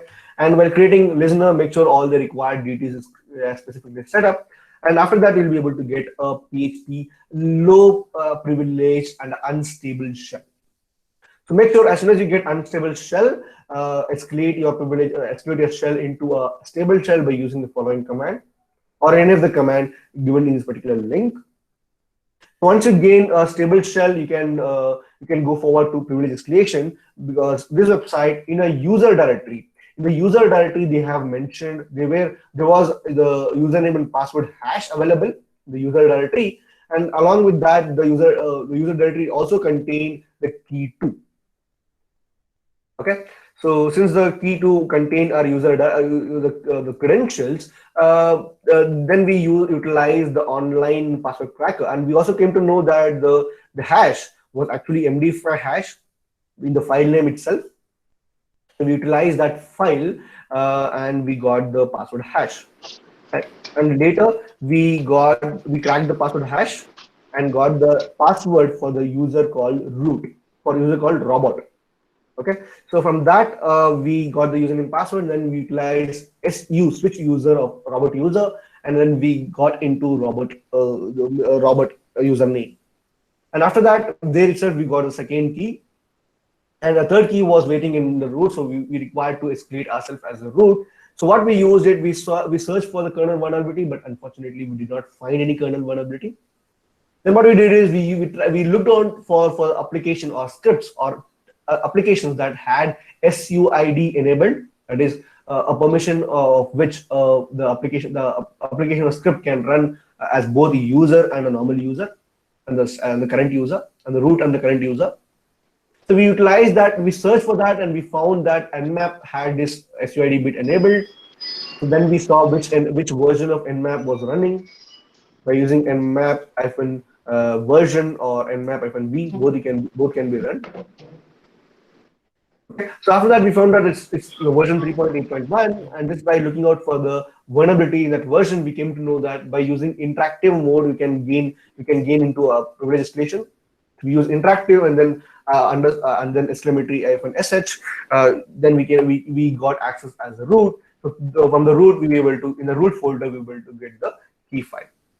So this were the generic steps how you can crack CTFs, but usually, so this gives you a complete idea about what are the challenges that you face from step by step, and what are the different tools you would be required to go forward.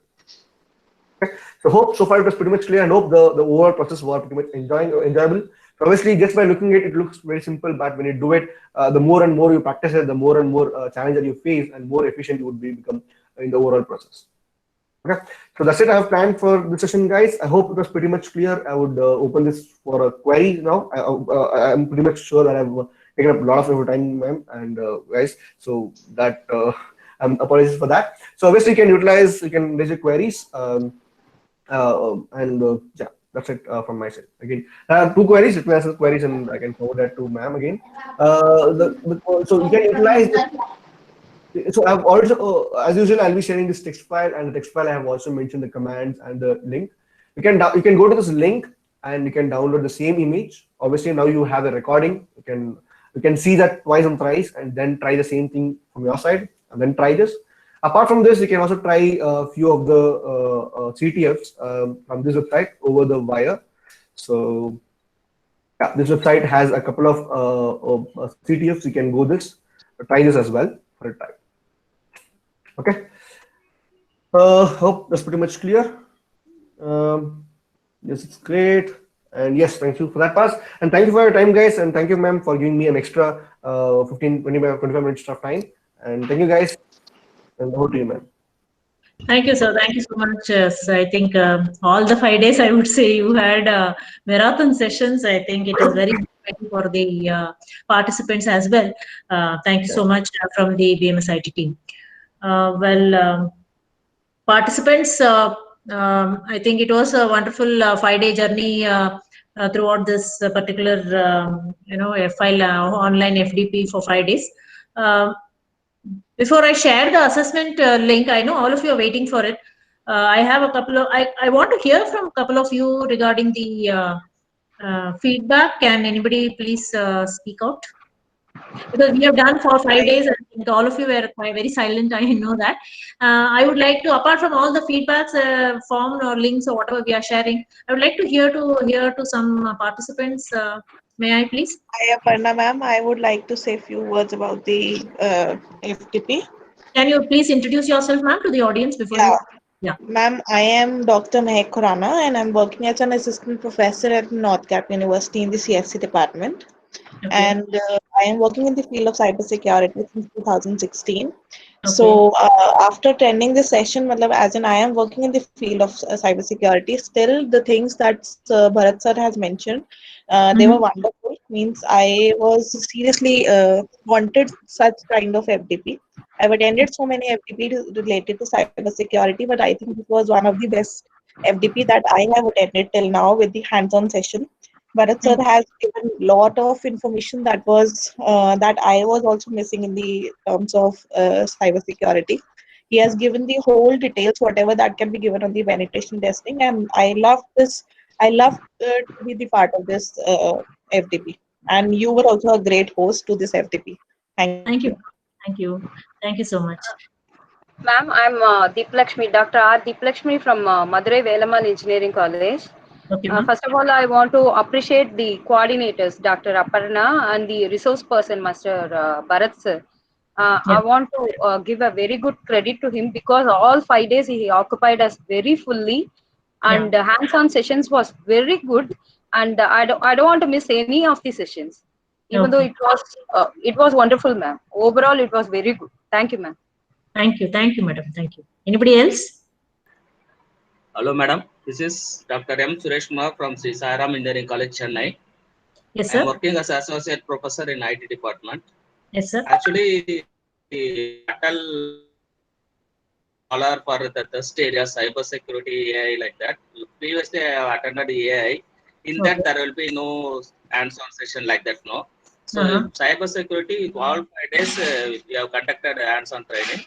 That's really interesting. Also, the resource person, Mr. Bharat, very energetic, as you told, every day. He's very energetic on full day. He's taking like spoon feeding by hands-on training. It's not very easy to conduct hands-on training in this mode, online mode. Yes. He took the sessions, all the sessions very well. Credits goes both to you and the coordinators. Thank you, Mr. Bharat. Thank you very much. Thank you, sir. Thank you so much. Is there anybody else? Can we have a few more feedback? Yeah, madam. Thank you, madam. This is Rajkumar Datta from West Bengal. Actually, I'm just working as a assistant professor over here in polytechnic colleges. Actually, I would like to say a very resourceful person he is right now, and what sort of information that we have got, and I have already been gone through different FTPs over there through online. So I didn't get any sorts of practical experiences that people are showing over there. So I'm very thankful to Varun sir. We are also very thankful to Varun sir that he has already been given us that sort of opportunity to get lots of practical hands-on experience over here online from just by sitting our home. And I'm very thankful to you too that you have organized everything in such a way that is very memorable to us, and we'll also remember you all. And one more thing that I would like to say, madam, we are everything we are learning from here, that is fine. But one more thing that these particular sorts of certificates and FDPs that will be used for our purpose too. So for whenever we'll be just putting that one in my career advancement scheme over there in for our government side. Okay, so on that particular purpose, in the certificate that must be written as 7 days FDPs. If it is not being defined as a 5 days date is mentioned, we need that particular 1 week FDP that must be clearly mentioned in that certificate. So that we can put directly that particular certificate for our side. Otherwise, we are getting a lot of experience over here by practically and theoretically, but that certificate will not be used for any other purpose for our side. So we are requesting you to do that one for the sake of, because one FDP that I have already been done over here, but only that is 5 days is being mentioned over there. No 1 week FDP is being mentioned. So at least AICTE norms, we require to have that sort of line must be mentioned 1 week FDP over there in that certificate. Thank you. Sir, one thing I want to tell you, sir, Rajkumar sir. Yes, sir. Yeah, yes, regarding certificates, sir, it is not given by me, sir. It is given by ATAL, AICTE directly to you. It will come from AICTE directly to you, sir. I am not actually involved in printing or giving these certificates. So, ma'am, they are you may proceed. You may proceed. Yeah, because I don't have a say on that. No, actually, from organizing point of view, that's why I've already been told to you. You may feel some feedback over there. So people were telling like that way. I will also be feeling some sort of that sort of information to AICTE also, AICTE ATAL also for getting that sort of line over there in the certificate. I must do that. And one more thing, I'm not able to register myself for my attendance for today, as because the link is not working maybe. Okay. Can you check please? And one more time, please share the registration link, attendance link. I will do that, sir. I will check your Yeah, attendance. Thank you. So, anybody else? Is there anybody else? Good evening, madam. Good evening. So I'm Naiti KST, so working in the Information Science and Engineering Department from Sahyadri College of Engineering and Management, Okay. Mangalore. So I have attended many FDPs, webinars and workshops on the cyber security, but this is entirely different experience for me. And I am also been actively researcher into the cyber security field. So this was actually I was expecting, madam, actually to be in each and every cyber security workshop, whatever we attend. But this I missed in many of the workshops. Thank you Okay. for madam, you are well coordinated organizer, and as well as Mr. Bharat is actually really expert in the area of cyber security. So we hope that so he will be available for future workshops, and he may get good knowledge. I think we can get good knowledge from him regarding cracking many CTFs and other things. But one of our student is currently working in CBI, madam, actually CID. So there he revealed that so CTFs are very important. So if a student wants to get job in the area of cyber security, so CTFs are very preliminary for each and every round. So I think in this view, so the workshop has served its purpose in showing us the way to go for CTF, madam.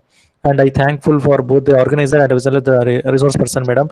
And in future, so if any industrial based certification cyber security from your end it is possible, so we are we welcome you, and we are joining the sessions, madam, actually. Thank you, sir. Thank you. Thank you, madam. Keep in touch, sir.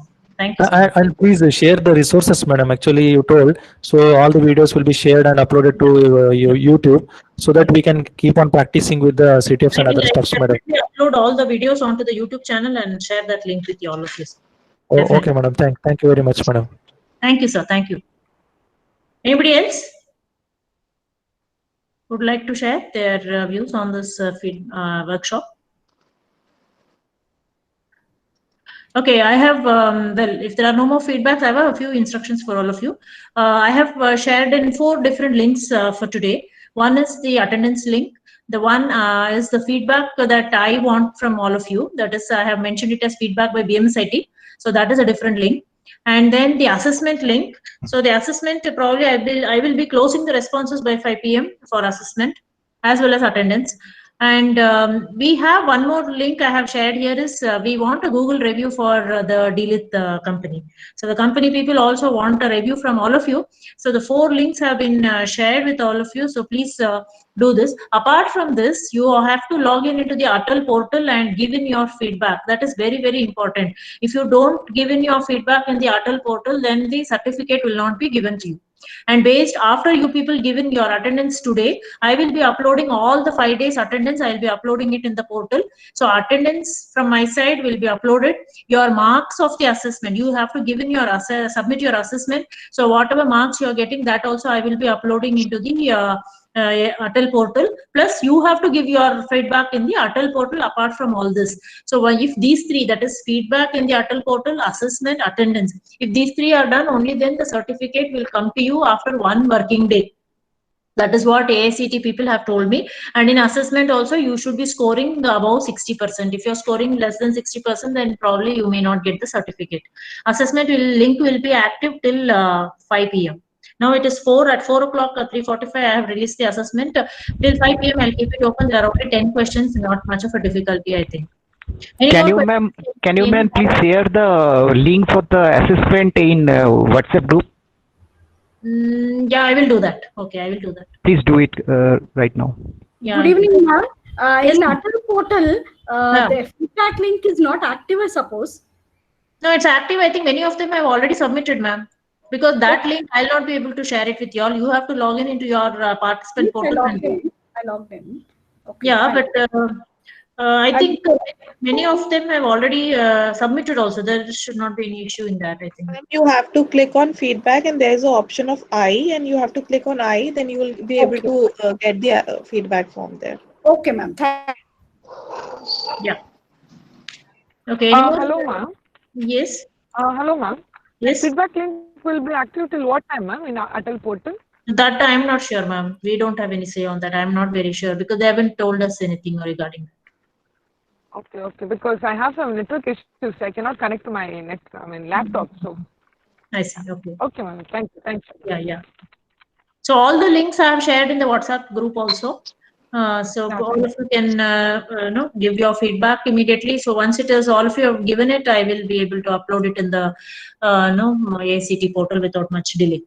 Right. So anything else? Any queries? Anything you would like to share? Sridhar sir, you would want to say something? Yeah, ma'am. Thank you, ma'am. Thanks for this opportunity given for the light. It was a great experience for us, and thank you, Bharat, for making this very effective workshop.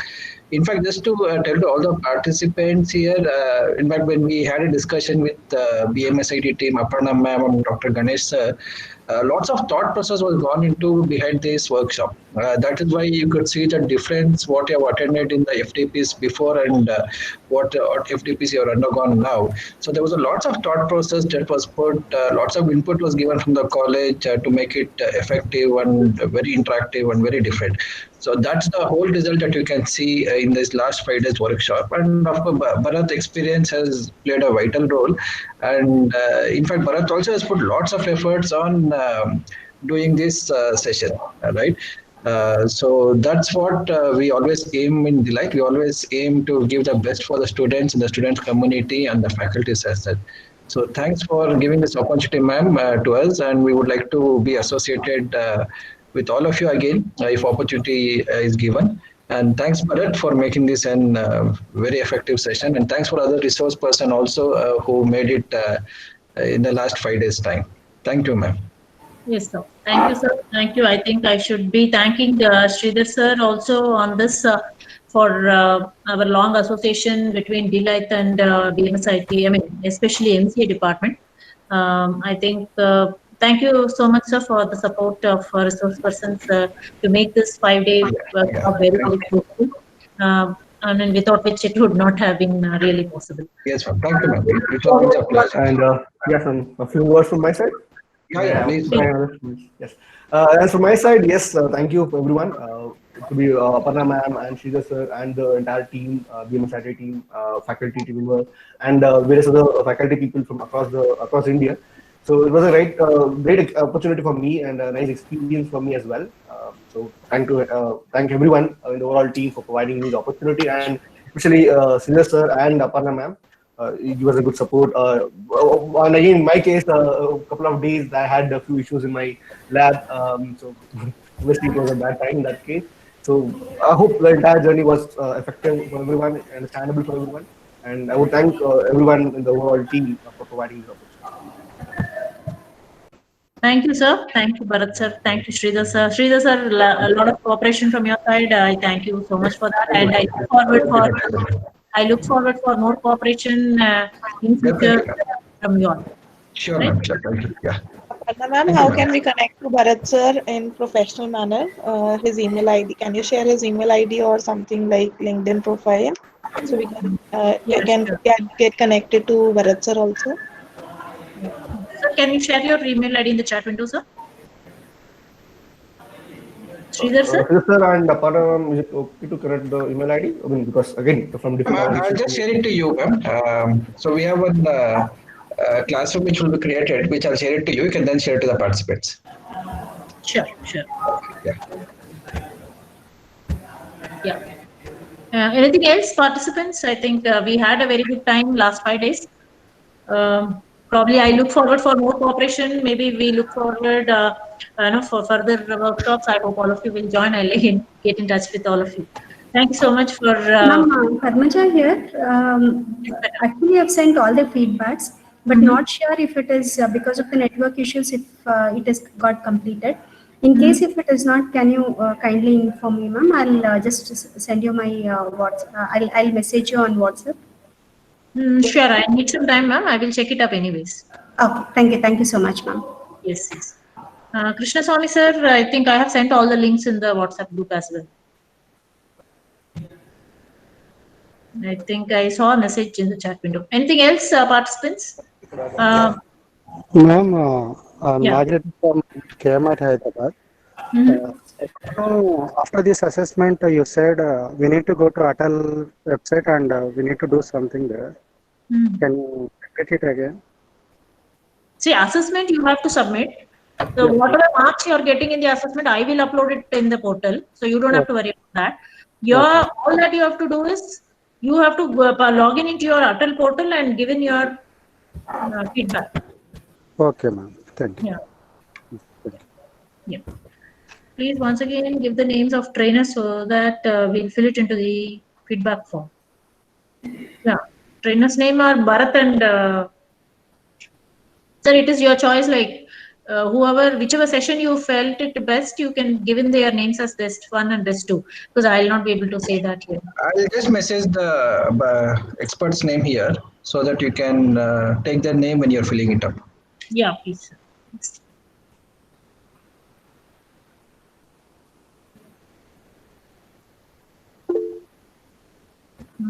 First attendance link. I will check it, ma'am. Manikanta, ma'am, I will check it up. If there is an issue, I will see to it. Yeah. Anybody else? Anybody else had any other issue? Then probably you can let me know here. Madam, Madam, good evening. Yes. Good evening. Madam, actually, I sent a mail regarding that. So we had the examination duties. So from our university, that's why we are not able. I was not able to attend the 1 or 2 day sessions actually. But I didn't receive any response from you. I've been responding to many of the mails. Maybe I missed it out, sir. Yours. I will check it up, sir. Again. No problem, madam. Is it okay, madam? Actually, 2 days I missed it. Sorry, actually. So I was in the V2 examination duty. So from morning till evening. So in that regard, please provide me attendance, madam. Actually, but remaining sessions I attended, madam. Okay, I will check it into check up that one. Yes, madam. Yes, madam. Thank you, madam. Lakshmi, madam, are you here? Madam, actually, I'm having a problem when I'm filling that ATAL feedback form, ma'am. That submit button, it is not activating, actually. Though I have filled the feedback, the submit button, it is not activating. Well, I have no control on that, ma'am. I'm not sure really. Okay. Maybe there is some network issue. Maybe you can try a little later. It's not network issue, ma'am. Anyway, I'll try again, ma'am. Thank you. Okay. Ma'am, we are able to give the feedback in ATAL feedback form. The only thing there is the complete question is not visible. We have taken the question in the way it can be asked, and then we have given the feedback. Okay. Probably you may have to try it out again, ma'am, because I have no control on that.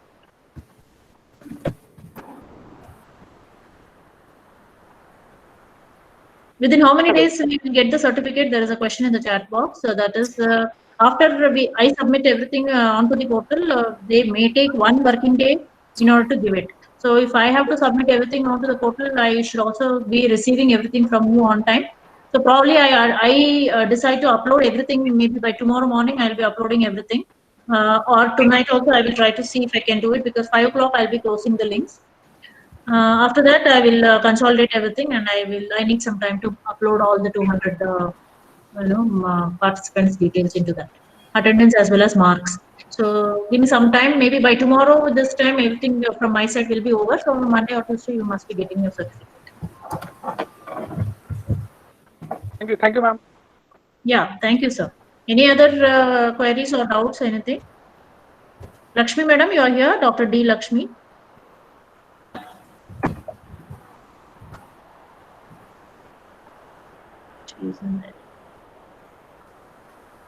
Okay, I think if we are done, I think can we? Hello, madam. Good evening. I'm here. Yes, sir. Good evening, ma'am.